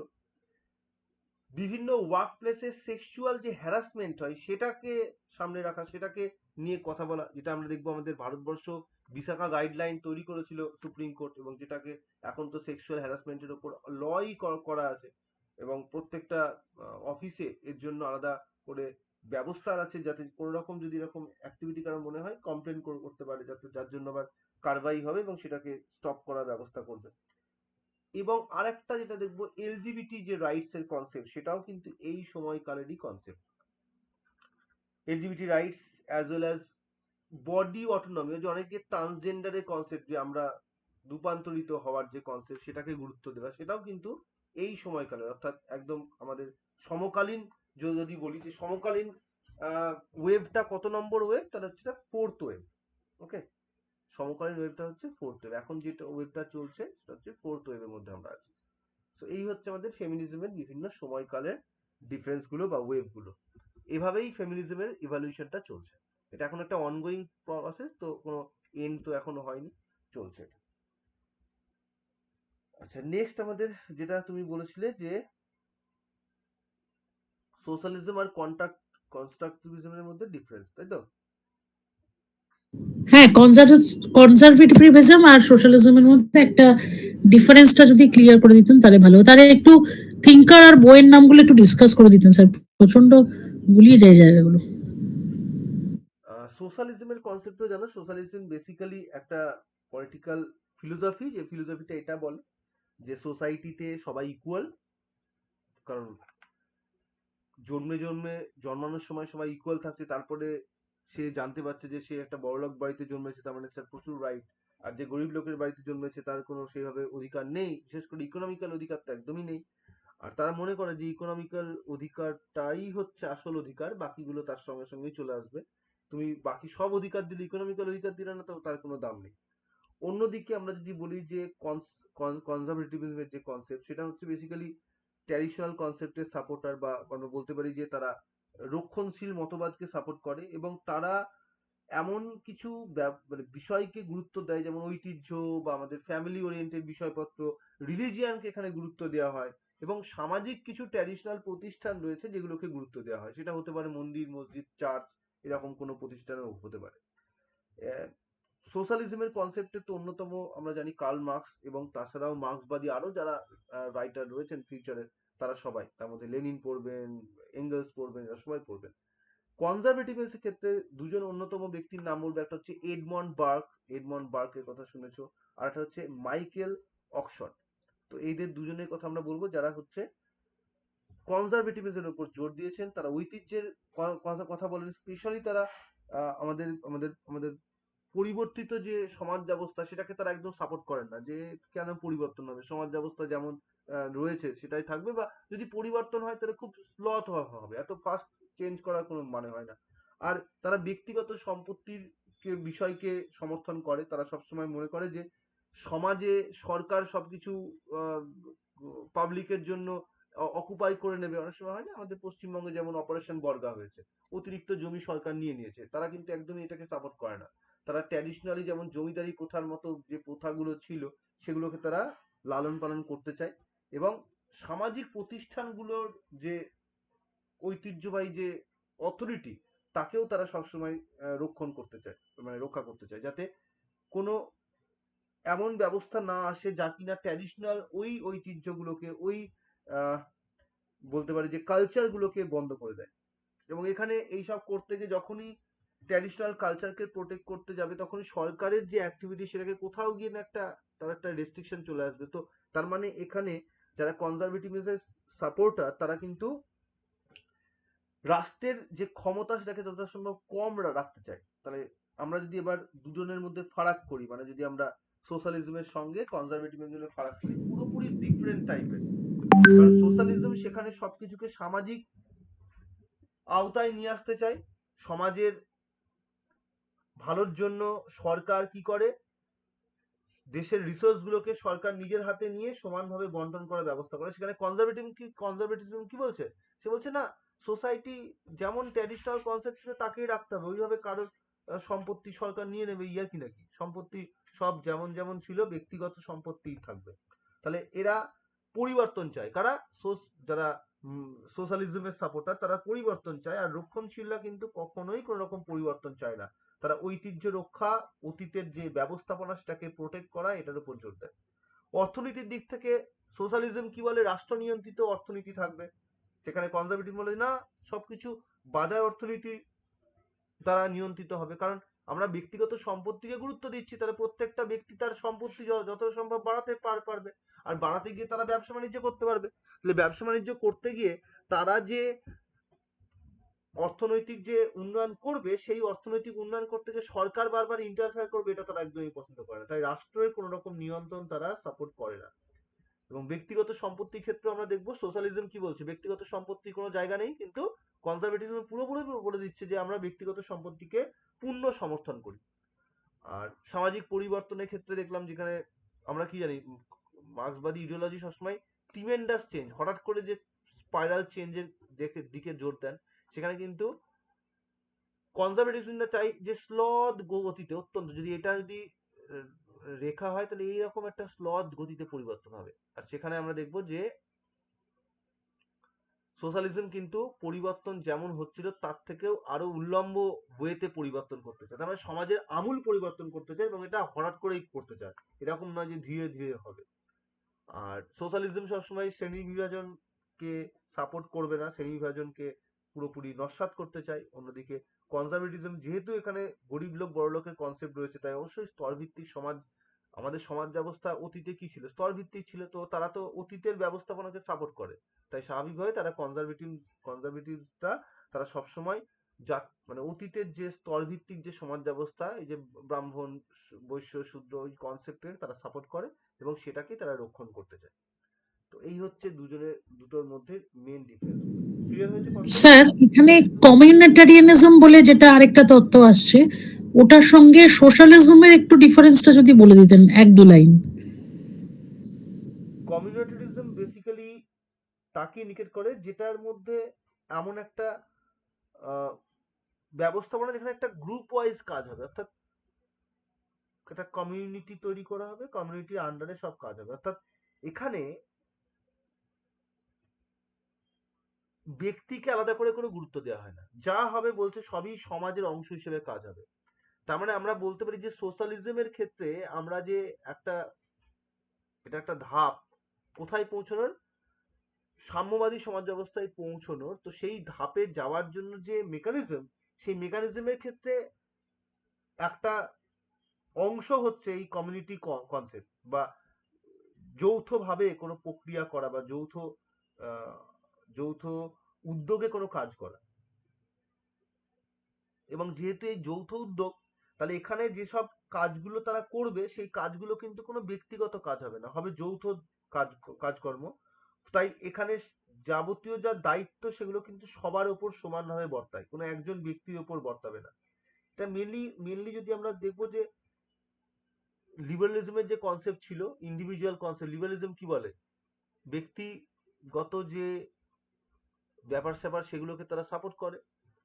এই লিবারালিজমের পুরো উল্টো দেখো আমাদের হচ্ছে কমিউনিটারিজম, কারণ এখানে কমিউনিটারিয়ান কনসেপ্ট বলে যে এখানে যা করবে সব ইন্ডিভিজুয়াল নয়, কমিউনিটি ওয়াইজ করতে হবে।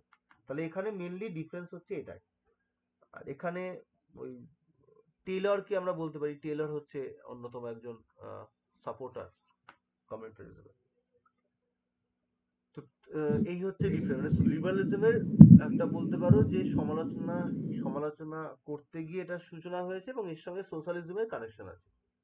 ওকে, সোশ্যালিজমের সঙ্গে মিল আছে। আচ্ছা, মিল আছে। আচ্ছা, পার্থক্য নেই।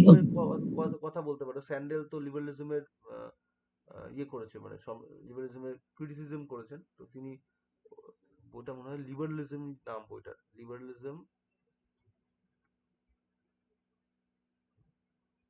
and the limits of justice and the limits of justice।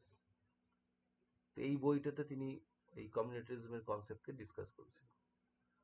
আরো আছে কয়েকটা বই, আমি তাহলে এটারও ওরকম দিয়ে দেবো, যেমন ফেমিনিজমের দিয়ে দেবো, এটারও ওরকম রাইটারদের নাম, হ্যাঁ স্যার। তার বইটার নাম, আর তার সঙ্গে সময়কালটা, মানে বইটা কবে পাবলিশ হয়েছে, আর বইয়ের ভেতরের বিষয় কি। এটা তো পুরো ওই, মানে এটার মধ্যে আছে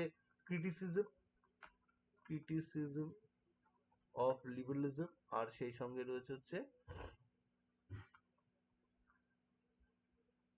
কমিউনিটি ওয়াইজ অ্যাক্টিভিটি আছে। আচ্ছা, আর আমরা সেদিনকে মিস করেছিলাম হচ্ছে উপরে আছে,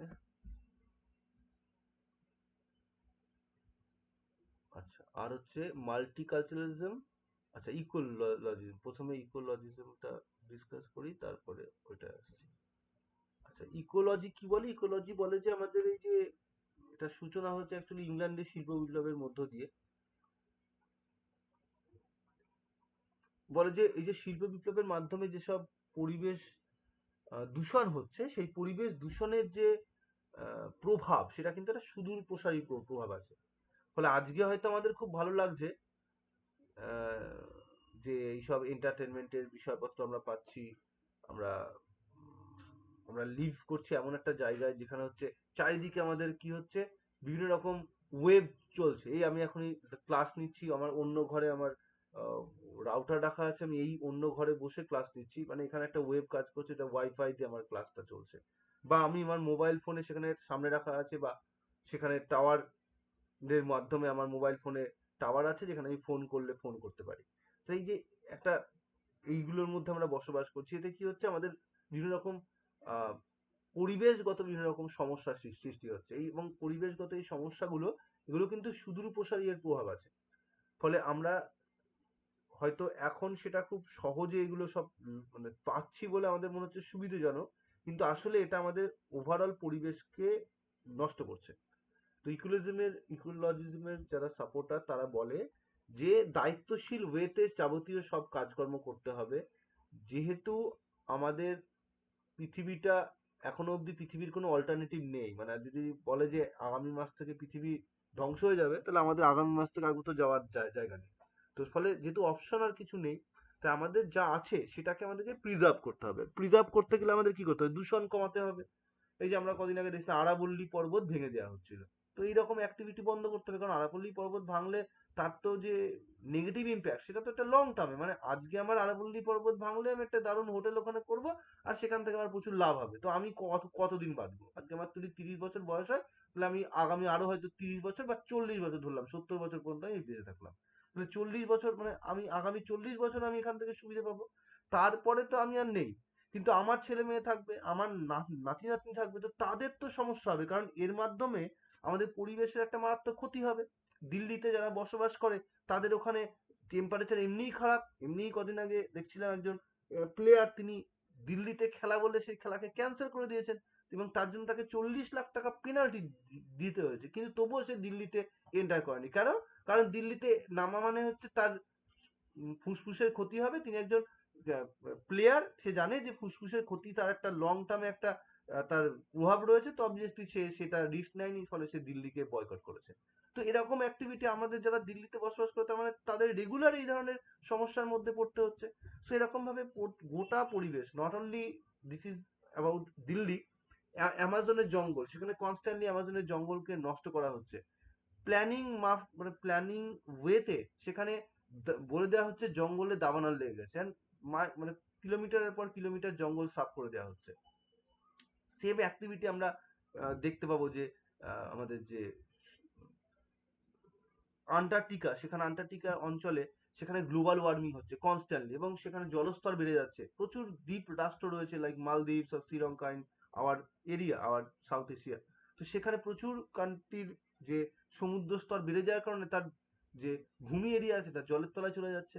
সো এই সব প্রতিক্রিয়াগুলোকে তারা সামনে নিয়ে আসে, এবং সেটাকে ঠিক করার জন্য যেসব বিষয়গুলোকে গুরুত্ব দেওয়ার কথা তারা বলে, তার মধ্যে অন্যতম হচ্ছে আমাদেরকে যে এগুলো হচ্ছে সোলার পাওয়ারকে ব্যবহার করতে হবে, সোলার পাওয়ার, অ্যান্ড অলসো আমাদেরকে ইলেকট্রিক ভেহিকেলের ইউজ করতে হবে, ইভি প্রচুর প্রচার করতে হবে, ইভি ব্যবহার করতে হবে প্রত্যেকটা মানুষকে। আমাদের যে ফসিল যে ফুয়েল রয়েছে সেই ফসিল ফুয়েলের ব্যবহার কমিয়ে দিতে হবে, অর্থাৎ পেট্রোল ডিজেলের ব্যবহার কমিয়ে দিতে হবে, কারণ এটা লিমিটেড এটা রয়েছে, তো এটা আনলিমিটেড নয় যে আমরা প্রচুর ইউজ করবো আর তারপরে একদিন যে নেই পেট্রোল নেই ডিজেল নেই। তো সেগুলোকে বন্ধ করতে হবে। And আরো বিভিন্ন যে অপ্রচলিত যে শক্তিগুলো রয়েছে সেগুলোকে ইউজ করতে হবে। সেটা সমুদ্র স্রোত হতে পারে, বায়ু শক্তি হতে পারে, বা সেটা হতে পারে কোনো ওই রকম কোনো রকম যেগুলো অপ্রচলিত শক্তি সেগুলোকে ব্যবহার করতে হবে। তো এগুলোর উপর তারা জোর দিতে পারে। মেনলি আমরা দেখব স্যার কোন ঘটনা মানে ইকোলজির ওপর যে অ্যাটাক হচ্ছে এই ঘটনাগুলো কোনো কোনো জায়গায় আসতে পারে পরীক্ষায়, বা কবে হয়েছে, কোথায় হয়েছে? রিসেন্ট আমাদের যে ভারতবর্ষে যেমন নর্মদা বাঁচাও যে আন্দোলন, তার কথা দিয়ে প্রশ্ন করতে পারে যে নর্মদা বাঁচাও আন্দোলনের অন্যতম নেত্রী কে ছিলেন, বা আমাদের চিপকো মুভমেন্টে দিতে পারে যে আমাদের ভারতবর্ষের প্রথম এইরকম ইকোলজিক্যাল মানে ওয়েল অর্গানাইজড মুভমেন্ট তো চিপকো মুভমেন্ট, তো সেটা দিয়ে বলতে পারে যে ফার্স্ট ওয়ান কোনটা। তো Chipko movement will be the answer. ভারতের বাইরে অন্যান্য দেশ দিলে সেটা খুব একটু অসুবিধাজনক, আপনি সেটা যদি দিলে সেটা ধরে নাও যে রিসেন্ট যেগুলো ট্রেন্ডে আছে সেগুলো দিয়ে দিতে পারে, যেগুলো আমি বললাম যে সেটা অ্যামাজনের দিয়ে দিতে পারে, বা সেটা রিসেন্টলি গ্রিনল্যান্ড নিয়ে প্রচুর ইস্যু হচ্ছে, তো গ্রিনল্যান্ড দিয়ে দিতে পারে, এরকম কিছু জায়গা দিতে পারে। এটার একটা লিস্ট দিতে পারবেন, মানে যদি ভারতের বাইরের কথা বলছি, ওটা তো নন পলিটিক্যাল গ্রুপে এই রিসেন্টলি যত ইন্টারন্যাশনাল অ্যাফেয়ার সংক্রান্ত হয় সেগুলোর মেন যে আর্টিকেল গুলো হয় সেগুলো কিন্তু শেয়ার করা হয়। আলাদা করে এটার আচ্ছা যেটা হয় যে নেট সেটে যখন পরীক্ষা হবে তার 1 মাস আগে একটা ওই ওভারঅল কারেন্ট অ্যাফেয়ার্স এর একটা নোটস দিয়ে দেওয়া হয়, যার মধ্যে এই ধরনের বিষয়গুলো দেওয়া থাকে। আর না হলে তোমাকে এই আর্টিকেল গুলো আচ্ছা। রেগুলার ওয়েতে তোমাকে দেখতে হবে, কারণ প্রতিদিনই আমি 2-3টে করে আর্টিকেল দিই। তো সেই হ্যাঁ স্যার, সেটা তো আপনি গ্রুপে সেন্ড করে দিচ্ছেন। তো সেই ধরনের বিষয়ের মধ্যে তারা দেখলো যে অ্যামাজন ইজ নো লঙ্গার, এরকম করে একটা কোনো আর্টিকেল কেউ লিখেছে, তো তার মধ্যে তার ডিটেলস দেওয়া থাকবে। তো এইরকম করেই ইনফরমেশন গুলো কালেক্ট করতে হবে, মানে এগুলো কোনো রকম বইপত্র তো দেওয়া নেই যে এরকম থাকা সম্ভব নয়, কারণ রিসেন্টলি বিষয় কোন বইয়ের থাকবে, তাহলে প্রত্যেক মাসে একটা করে হ্যাঁ দিতে হ্যাঁ, হবে। ঠিক আছে স্যার, সব ওকে। থেকে ভালো হয় যদি তুমি ইউপিএসসি এসেনশিয়ালটা ফলো করো, যেটা আমি সবাইকে বলি ফলো করতে। ইউপিএসসি এসেনশিয়াল দেখবে প্রত্যেক মাসে একটা এডিশন বেরোয়, 399 টাকা দাম, ওইটা দেখবে গ্রুপে দেওয়া হয় একদম প্রত্যেক মাসেই। ওকে। ওইটা খুব ভালো, ওর মধ্যে দেখবে যেগুলো ইন্টারন্যাশনাল যে পেজ গুলো থাকে ইন্টারন্যাশনাল নিউজে, তার মধ্যে এরকমের বিষয়গুলো বা এনভায়রনমেন্ট বলে যে পেজটা থাকে, এনভায়রনমেন্টের পেজের মধ্যে ঘুরে আসে। তাহলে এত চাপ নিতে হবে না, এটার জন্য অত বার্ডেন নিতে হবে না আমার মনে হয়। ওই যখন ওই শেষের দিকে দেবো ওই কারেন্ট অ্যাফেয়ার্স এর নোটসটা, সেখান থেকেই এনাফ হয়ে যাবে। আর তার আগে তোমার মতো করে তুমি পড়ে রাখতে পারো বা জেনে রাখতে পারো, যেন এরকম না হয় মনে হয় যে প্রথমই তুমি জানতে পারলে যে এই ঘটনাটা ঘটেছে ইন্ডিয়াতে বা হোয়াট এভার অন্য কোনো কান্ট্রিতে। Okay sir. ইন্ডিয়ার ক্ষেত্রে তো জানাটা সহজ, আমরা নিউজ পেপার হ্যান ত্যান সব দেখতেই পেয়ে যাবো, কিন্তু অন্য কান্ট্রির ক্ষেত্রে সমস্যা হয়েছে। তো এই হচ্ছে ইকোলজিক্যাল ইকোলজিজমের কনসেপ্ট। এখানে আমরা দেখবো যে আহ, যেহেতু আমাদের এটার সূচনা মোটামুটি 1960s থেকে হয়েছে, এবং এখানে নাম্বার অফ কেসে দেখবো আমরা যে বিজনেস লবির বিরুদ্ধে বিভিন্ন এনজিওর অ্যাক্টিভিটি, এনজিও এখানে গুরুত্বপূর্ণ ভূমিকা প্লে করে। সেখানে আমরা দেখবো যে আহ, আমাদের যে বিভিন্ন রকম বায়োডাইভার্সিটি সেক্টর গুলো রয়েছে সেগুলোকে প্রোটেক্ট করা, নট অনলি কি শুধু এনভায়রনমেন্টকে প্রোটেক্ট করা, সেই সঙ্গে বায়োডাইভার্সিটি অর্থাৎ protection of forest wild life, এইগুলো এই সেক্টর গুলোকেও এখানে কিন্তু প্রোটেকশনের কথা বলা হয়। কারণ বলা হচ্ছে যে এগুলো আসলে এই সেক্টরকে প্রোটেক্ট করছি না, করছে হচ্ছে হিউম্যান বিংসকে। কারণ আমরা আজকে যে পরিবেশে বসবাস করছি, এই পরিবেশটাকে যদি আমরা ঠিক না রাখি, তাহলে ইন ফিউচার জেনারেশন তাদের সমস্যা হবে। তাহলে হিউম্যানিটিকে যদি প্রোটেক্ট করতে হয়, তাহলে আগে আমাকে করতে হবে এনভায়রনমেন্টকে প্রোটেক্ট। তো এই কনসেপ্টকে এখানে সাপোর্ট করা হয়, এবং এই জন্য দেখবো এখন আমাদের মোটামুটি প্রত্যেকটা পড়াশোনার সিলেবাসের মধ্যে এনভায়রনমেন্ট ইজ আ পার্ট। সব জায়গায় পড়তে হয়, মানে সেটা not only India, all over the world. যেখানেই পড়াশোনার গল্প আছে সেখানে অবশ্যই বাচ্চাদেরকে এবং বড়দেরকে সব পড়াশোনার ক্ষেত্রে এনভায়রনমেন্টকে একটা আলাদা গুরুত্ব দেওয়া হচ্ছে। বিকজ যাতে মানুষের মধ্যে অ্যাওয়ারনেসটা থাকে যে গাছ লাগানোর গুরুত্ব কি, বা আমাদের পরিবেশে যেগুলো, মানে আমার কাছে প্রচুর টাকা আছে মানে আমি বাইক করে দিনরাত ঘুরে বেড়াবো এরকম নয়। কারণ বাইকের জন্য যে ফুয়েল লাগে সেই ফুয়েলটা লিমিটেড রয়েছে। ওটা টাকা দিয়ে কেনা যায় বলে যত খুশি আমি কিনবো, আমার কাছে প্রচুর টাকা আছে বলে এরকম নয়। তোমার কাছে যদি মানে ভেহিকেল থাকে, তুমি 4 চাকা গাড়ি নিয়ে যাচ্ছ, দের ইজ নো নিড। প্রচুর মানে যেগুলো পাবলিক ভেহিকেল রয়েছে, পাবলিক ভেহিকেল ইউজ করো। আমরা দেখবো মানে জাপান, চায়না, এরা কিন্তু অলরেডি পাবলিক ভেহিকেলের দিকে অলরেডি ঝুঁকে গেছে। তারা আর ইন্ডিভিজুয়াল একা একা 4 চাকা একটা গাড়ি নিয়ে 5 সিটার 6 সিটার একটা গাড়ি নিয়ে চললো, এরকম করে না। তারা নিজেদের মতো করে তাদের যে এনভায়রনমেন্টকে প্রোটেক্ট করার যে দায়িত্ব, তারা নিজেদেরকে গ্রহণ করেছে। চলে আসবো নেক্সট ওয়ান, মাল্টিকালচারালিজম, যে কনসেপ্টটা ছিল। স্যার, এটার ইকোলজিজমের থিঙ্কার আর তার একটু বইয়ের নামটা দিয়ে যদি দেবো, একটু ওটা তো ডিসকাস সবগুলো করেন। দিয়ে দেবো বললাম, আচ্ছা, দিয়ে দেবো। আচ্ছা, ঠিক আছে। মাল্টিকালচারালিজম বেসিক্যালি একটা পলিটিক্যাল কনসেপ্ট, যে পলিটিক্যাল কনসেপ্টটা বলে যে একটা আমাদের সোসাইটির মধ্যে various types of cultural people, various types of religious people, various types of ল্যাঙ্গুয়েজের পিপল বসবাস করছে। এবং এখানে যেহেতু ভেরিয়াস পিপল রয়েছে, তাই প্রত্যেকটা ব্যক্তিকেই এখানে গুরুত্ব দেওয়া উচিত।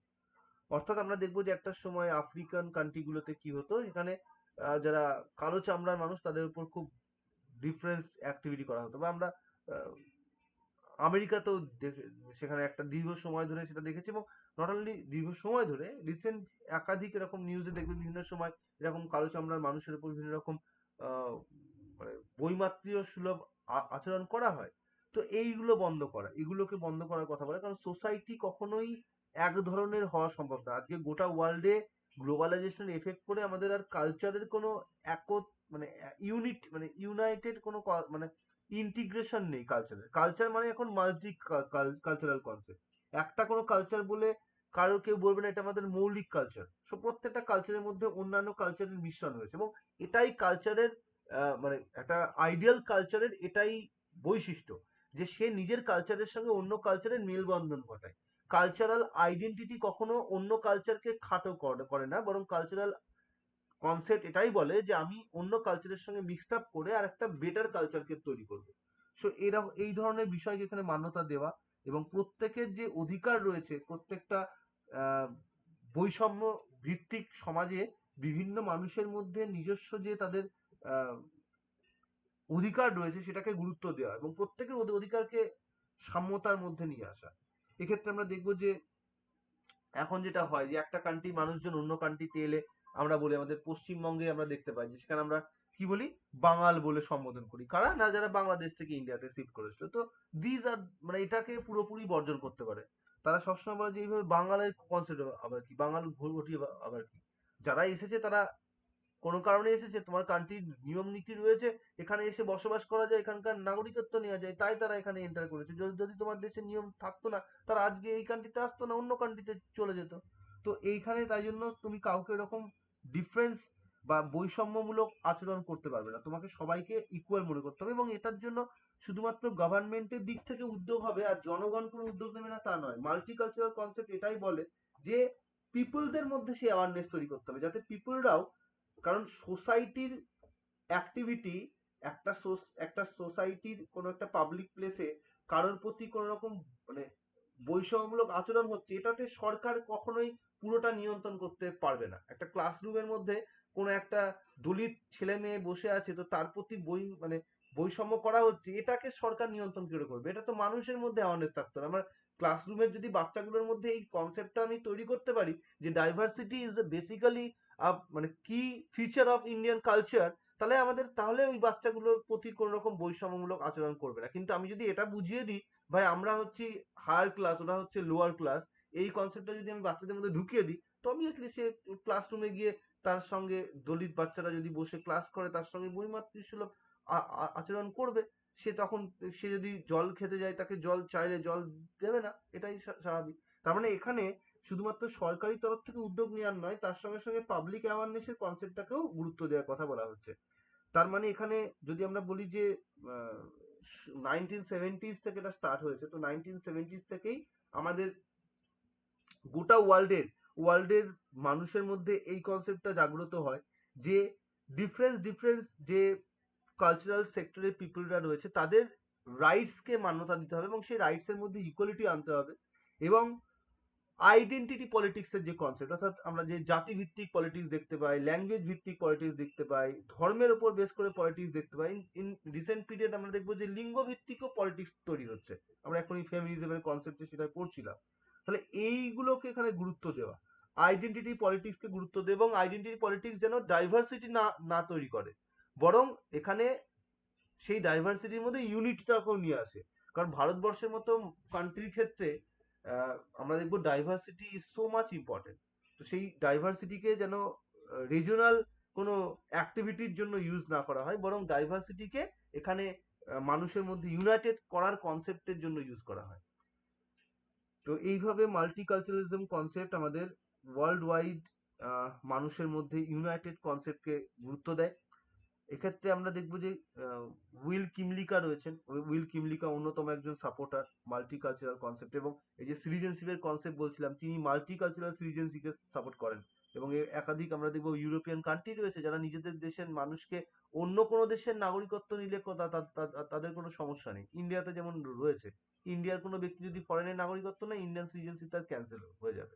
কিন্তু ওয়েস্টার্ন কান্ট্রি রয়েছে, আমরা একাধিক কান্ট্রি বলতে পারি, কানাডা বলতে পারি, ব্রিটেন বলতে পারি, ইউএসএ বলতে পারি, এরা কিন্তু নিজের দেশের নাগরিককে অন্য কোনো দেশের নাগরিকত্ব রাখারটাকেও পারমিট দেয়। অ্যান্ড এই গ্রুপ ওয়াইজ কনসেপ্টকে এখানে গুরুত্ব দেওয়া হয়। মাল্টিকালচারালিজম এই group wise various types of পিপলকে ইকুয়াল মনে করে তাদেরকে ইকুয়াল রাইট প্রোভাইড করার উপর জোর দেয়। তো এই হচ্ছে মাল্টিকালচারালিজমের কনসেপ্ট। স্যার, মাল্টিকালচারালিজম আর প্লুরালিজম এই দুটোর মধ্যে কোনো পার্থক্য আছে?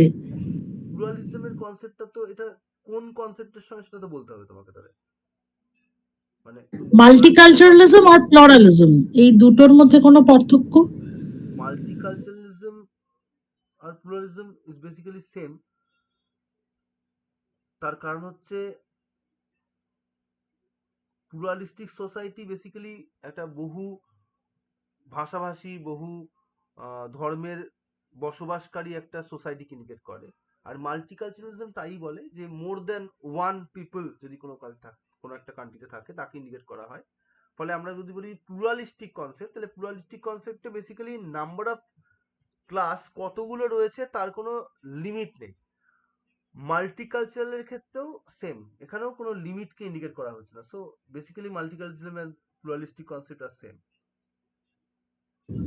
আচ্ছা স্যার, ঠিক আছে। আচ্ছা, নেক্সট হচ্ছে আর আর কি বাকি ছিল?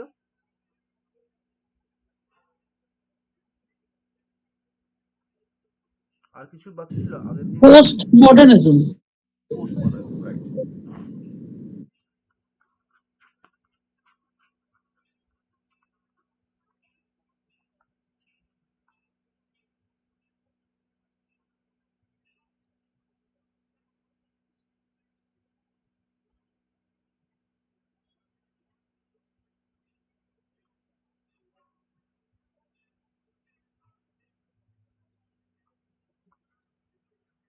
আচ্ছা, মানে প্লুরালিস্টিক কনসেপ্ট যেটা বললে তুমি, মাল্টিকালচারালিজম আর প্লুরালিস্টিক কনসেপ্টের মধ্যে মানে একই রকম হলেও মানে একদম সেম নয়, ঠিক আছে? সেম নয়, মানে যদি কোনো কোশ্চেন দেয় যে দে আর সেম, তো আনসার অবশ্যই নয় হবে, সেম এটাই নয়। স্যার এখানেই মানে তার কারণ গুলিয়ে যাচ্ছে যে এরা প্লুরালিস্টিক এত কনসেপ্ট ক্লোজ। প্লুরালিস্টিক কনসেপ্ট হচ্ছে কি বলছে, সেখানে বলছে যে নাম্বার অফ গ্রুপ রয়েছে, সেই নাম্বার অফ গ্রুপের তাদের মধ্যে একটা কম্পিটিশন চলে সবসময়। মানে কে এগিয়ে যাবে, কে পিছিয়ে থাকবে, এটা নিয়ে একটা কম্পিটিশন চলে, যেটা আমরা কিন্তু মাল্টিকালচারালিজম বলে না। মাল্টিকালচারালিজম বলে আমাদের এখানে কোনো রকম দ্বন্দ্ব নয়, আমাদের এখানে কি করতে হবে, সমস্ত সংস্কৃতিকে আমি মান্যতা দিচ্ছি, সবাই এখানে ভালো, আমি সবাইকে ইকুয়াল করব। তাহলে এখানে একটা বলবো যে রেশালিসি মানে ভার্সেসের কনসেপ্ট এখানে থাকে, যেটা এখানে কিন্তু থাকে না, এখানে ইউনাইটেডের উপর জোর দেওয়া হয়। তার মানে এখানে আলাদা আইডেন্টিটিকে মানে হচ্ছে কি বলবো মানে প্রমোট করা হয়, যে আলাদা আইডেন্টিটি থাক। আর এখানে বলছে না, যার যেরকম আইডেন্টিটি হচ্ছে সেটাকে আমরা স্বীকার করছি, আমরা এটাকে কোনো অস্বীকার করছি না, আমরা শুধু এটা বলছি যে প্রত্যেকের নিজের নিজের কালচার ওয়াইজ তাদের যে স্টেটাস, সেই স্টেটাসটা হচ্ছে সেম।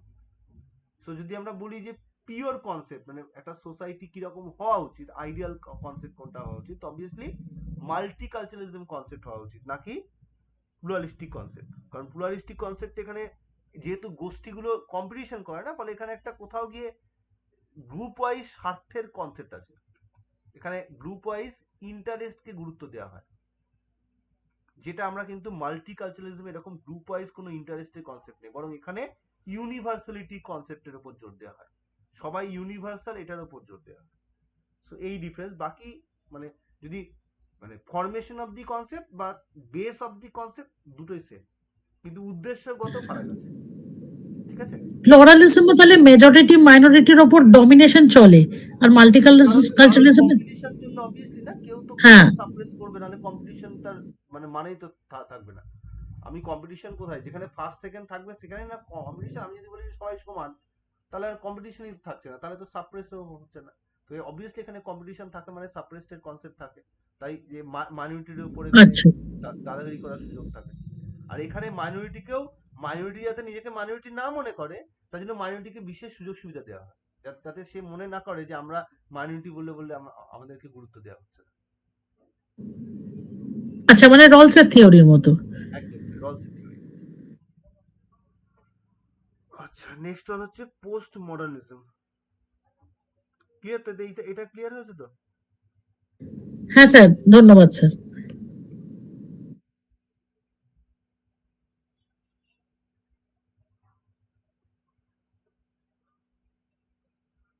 পোস্ট মডার্নিজম বেসিক্যালি আমাদের যে আধুনিক যে কনসেপ্ট রয়েছে, মানে হচ্ছে আমাদের যদি পলিটিক্যাল সায়েন্সের কনসেপ্টের ক্ষেত্রে আমরা আধুনিক সময়কাল বলতে আফটার মেকিয়াভেলি মানে মেকিয়াভেলির সময়কাল থেকে আমরা ধরি। তো সেখানে পোস্ট মডার্নিজমের কনসেপ্টটা হচ্ছে আরো উত্তর আধুনিক, মানে আমরা বলতে পারি প্রেজেন্ট টাইমের সিনারিও বা প্রেজেন্ট যে সমসাময়িক যে বিষয়পত্রগুলো রয়েছে সেগুলোকে এখানে গুরুত্ব দেওয়া হয়। এখানে মেনলি এই রাজনৈতিক মতবাদের মধ্যে সোসাইটি এবং তার সঙ্গে সঙ্গে আধুনিক যে বিভিন্ন বিষয়পত্রগুলো রয়েছে, বিশেষ করে নলেজের যে কনসেপ্ট রয়েছে, সেই নলেজের কনসেপ্টকে এখানে বেশি গুরুত্ব দেওয়া হয়। বলা হয় যে আমাদের সোসাইটির যে ডেভেলপমেন্ট হচ্ছে, সেই ডেভেলপমেন্টটা কিন্তু গত 2000 বছরের যে ডেভেলপমেন্টটা হয়েছে তার থেকে 10 গুণ বেশি ডেভেলপমেন্ট হচ্ছে লাস্ট 20 ইয়ার্সে। তার মানে 2000 বছরের যে গ্রোথ, সেটা গ্রোথ যেমন 20 বছরে অনেক বেশি হয়েছে, ঠিক তেমনি আগামী আরো 2 বছরে সেটা আরো বেশি ফাস্ট হবে। তাহলে এই যে নলেজের কনসেপ্ট, সেটাকে এখানে গুরুত্ব দেওয়া হয়েছে, এবং যাবতীয় যা কাজকর্ম রাজনৈতিক স্তর থেকে করা হবে সেটা যেন অবশ্যই রিজনেবল হয়, যুক্তিযুক্ত হয়, অযৌক্তিক কোনো বিষয়কে এখানে গুরুত্ব দেওয়া হয় না। বা আমরা যে আইডিয়ালিস্টিক কনসেপ্ট পড়ি, আইডিয়ালিস্টিক কনসেপ্টে অনেক কিছুকে আইডিয়াল মেনে নেওয়া হয়, তো এখানে ওরকম আইডিয়াল কনসেপ্টের কোনো জায়গা নেই। টোটালি এখানে কাল্পনিক ভাবনা চিন্তাকে বর্জন করা হয়। তার মানে আমরা বলতে পারি মার্কসিজমের মতো কনসেপ্টকে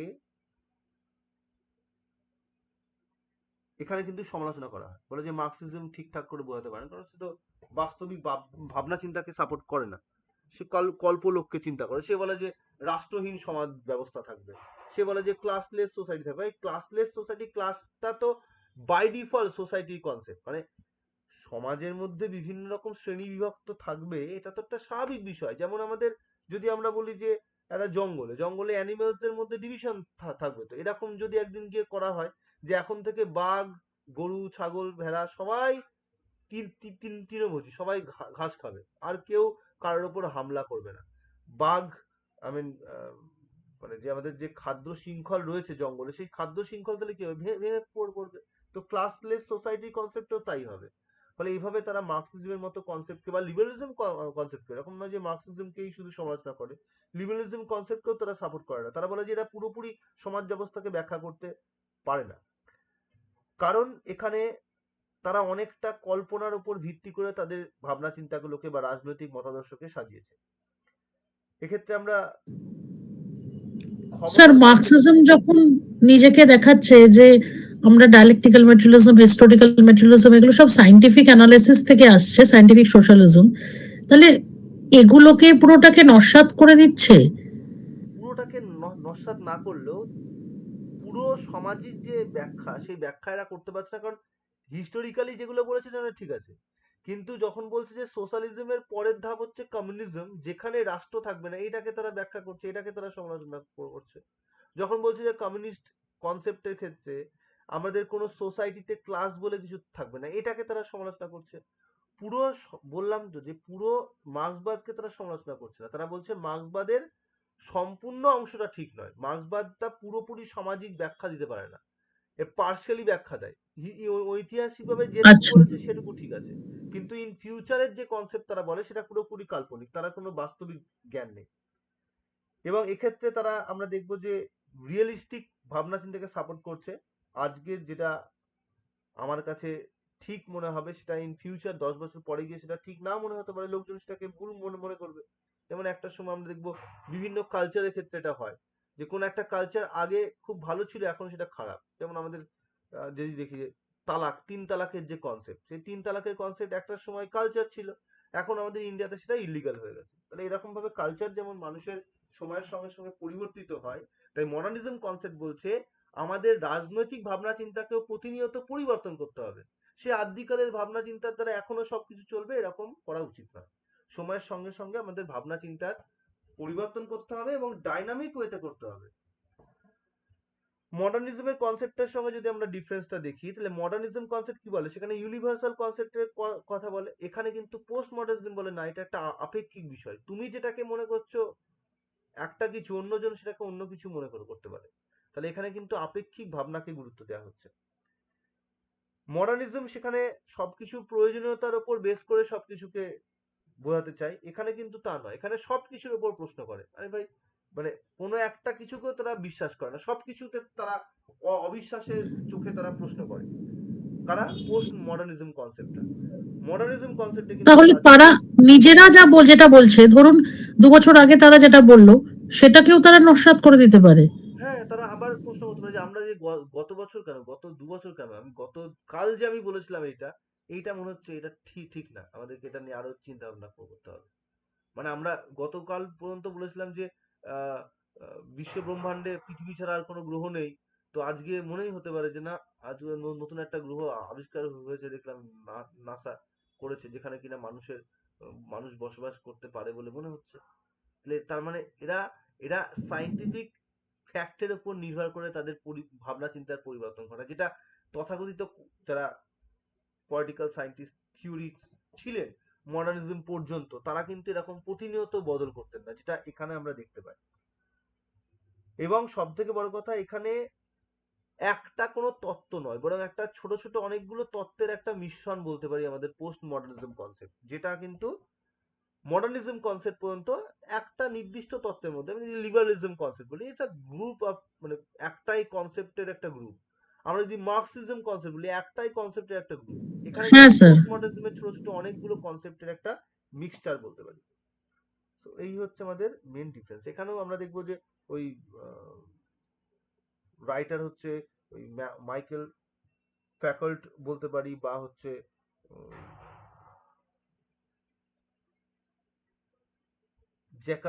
জেকাসের কথা বলতে পারি, জেকাস ডেরিডো। তো এরকম কয়েকজন আছে, এটারও এরকম আমি বইয়ের নাম আর তাদের বইগুলোতে কি দেওয়া আছে আর কোন ইয়ারে পাবলিশড হয়েছে আমি দিয়ে দেবো, ঠিক আছে? আচ্ছা, নিচে আজকে যেটা আমাদের পড়ানোর কথা ছিল সেটা তো পড়ানো হলো না, পলিটিক্যাল থট, এটা আবার নেক্সট দিন পড়াতে হবে। পলিটিক্যাল থটের মধ্যে এর আগের দিন আমি বুঝিয়ে দিয়েছিলাম যে অ্যাপ্রোচ, পলিটিক্যাল মানে থট, থিওরি এগুলোর মধ্যে কি ডিফারেন্স। তো এখানে আরো একবার পলিটিক্যাল থটটাকে ডিসকাস করা আছে, পলিটিক্যাল থট কাকে বলে, দেন পলিটিক্যাল থটের মেন ফিচার্স গুলো কি আছে, এর পরিধি কি আছে, অ্যান্ড দেন হচ্ছে পার্টিকুলার ওয়েস্টার্ন পলিটিক্যাল থট যারা রয়েছেন সেগুলো পরপর দেওয়া আছে, মানে প্লেটো থেকে শুরু হয়েছে একদম রিসেন্ট যারা রয়েছে গ্রামসি, রলস ফলস এই পর্যন্ত গিয়ে শেষ হচ্ছে। সেম লাইক আমি ইন্ডিয়ান যারা পলিটিক্যাল থিঙ্কার্স তাদেরও অ্যানসিয়েন্ট থেকে স্টার্ট করেছি, মনু থেকে স্টার্ট করেছি। মনু ফ্রম 2200 বিসি থেকে, তারপরে হচ্ছে কৌটিল্য 4th সেঞ্চুরি বিসি, তারপরে হচ্ছে বুদ্ধিস্ট পলিটিক্যাল থট যেটা রয়েছে ওভারঅল, অশোকার কনসেপ্ট রয়েছে, এগুলো অ্যানসিয়েন্ট কনসেপ্ট। আর তারপরে হচ্ছে মডার্ন মানে মিডিয়াভেল কনসেপ্টের যেমন রয়েছে, ওখানেও আমরা পড়েছিলাম মিডিয়াভেল, ওয়েস্টার্ন পলিটিক্যাল থটেও আছে করা। কারণ আমাদের এই মিডিয়াভেল পলিটিক্যাল থটগুলো আগে নেটে ছিল না, এখন এই বরাউনি ফরাউনি সব অ্যাড করেছে কিন্তু। ফলে এগুলো আমি এখানে জাস্ট দেওয়া আছে তাদের মেন বক্তব্য। এটা তো এইটুকু পড়লে হবে না, মানে বারানি যখন পড়তে হয় বারানির পুরো বারানির উপর একটা গোটা ক্লাস হয়, ফলে এইভাবে পড়তে হবে। তো ওই জন্য আমি এখানে যে কটা দিয়ে মানে যে কটা আমাদের সিলেবাসে আছে এখানে দিয়েছি নয়, সেই সিলেবাস ওয়াইজ আমি একটা একটা করে কাল থেকে দিতে শুরু করবো। ওই ওভারঅল প্রতিদিন পড়বে, প্রতিদিন পড়ে তার উপর কোশ্চেন আনসার করবে, ওই মোটামুটি 20টা 25টা করে প্রশ্ন দেওয়া থাকবে, ঠিক আছে? তাহলে আস্তে আস্তে ওটা ওকে পড়া হয়ে স্যার। যাবে, আর তারপরে আমি পলিটিক্যাল থট তো পরের দিন পড়াবো।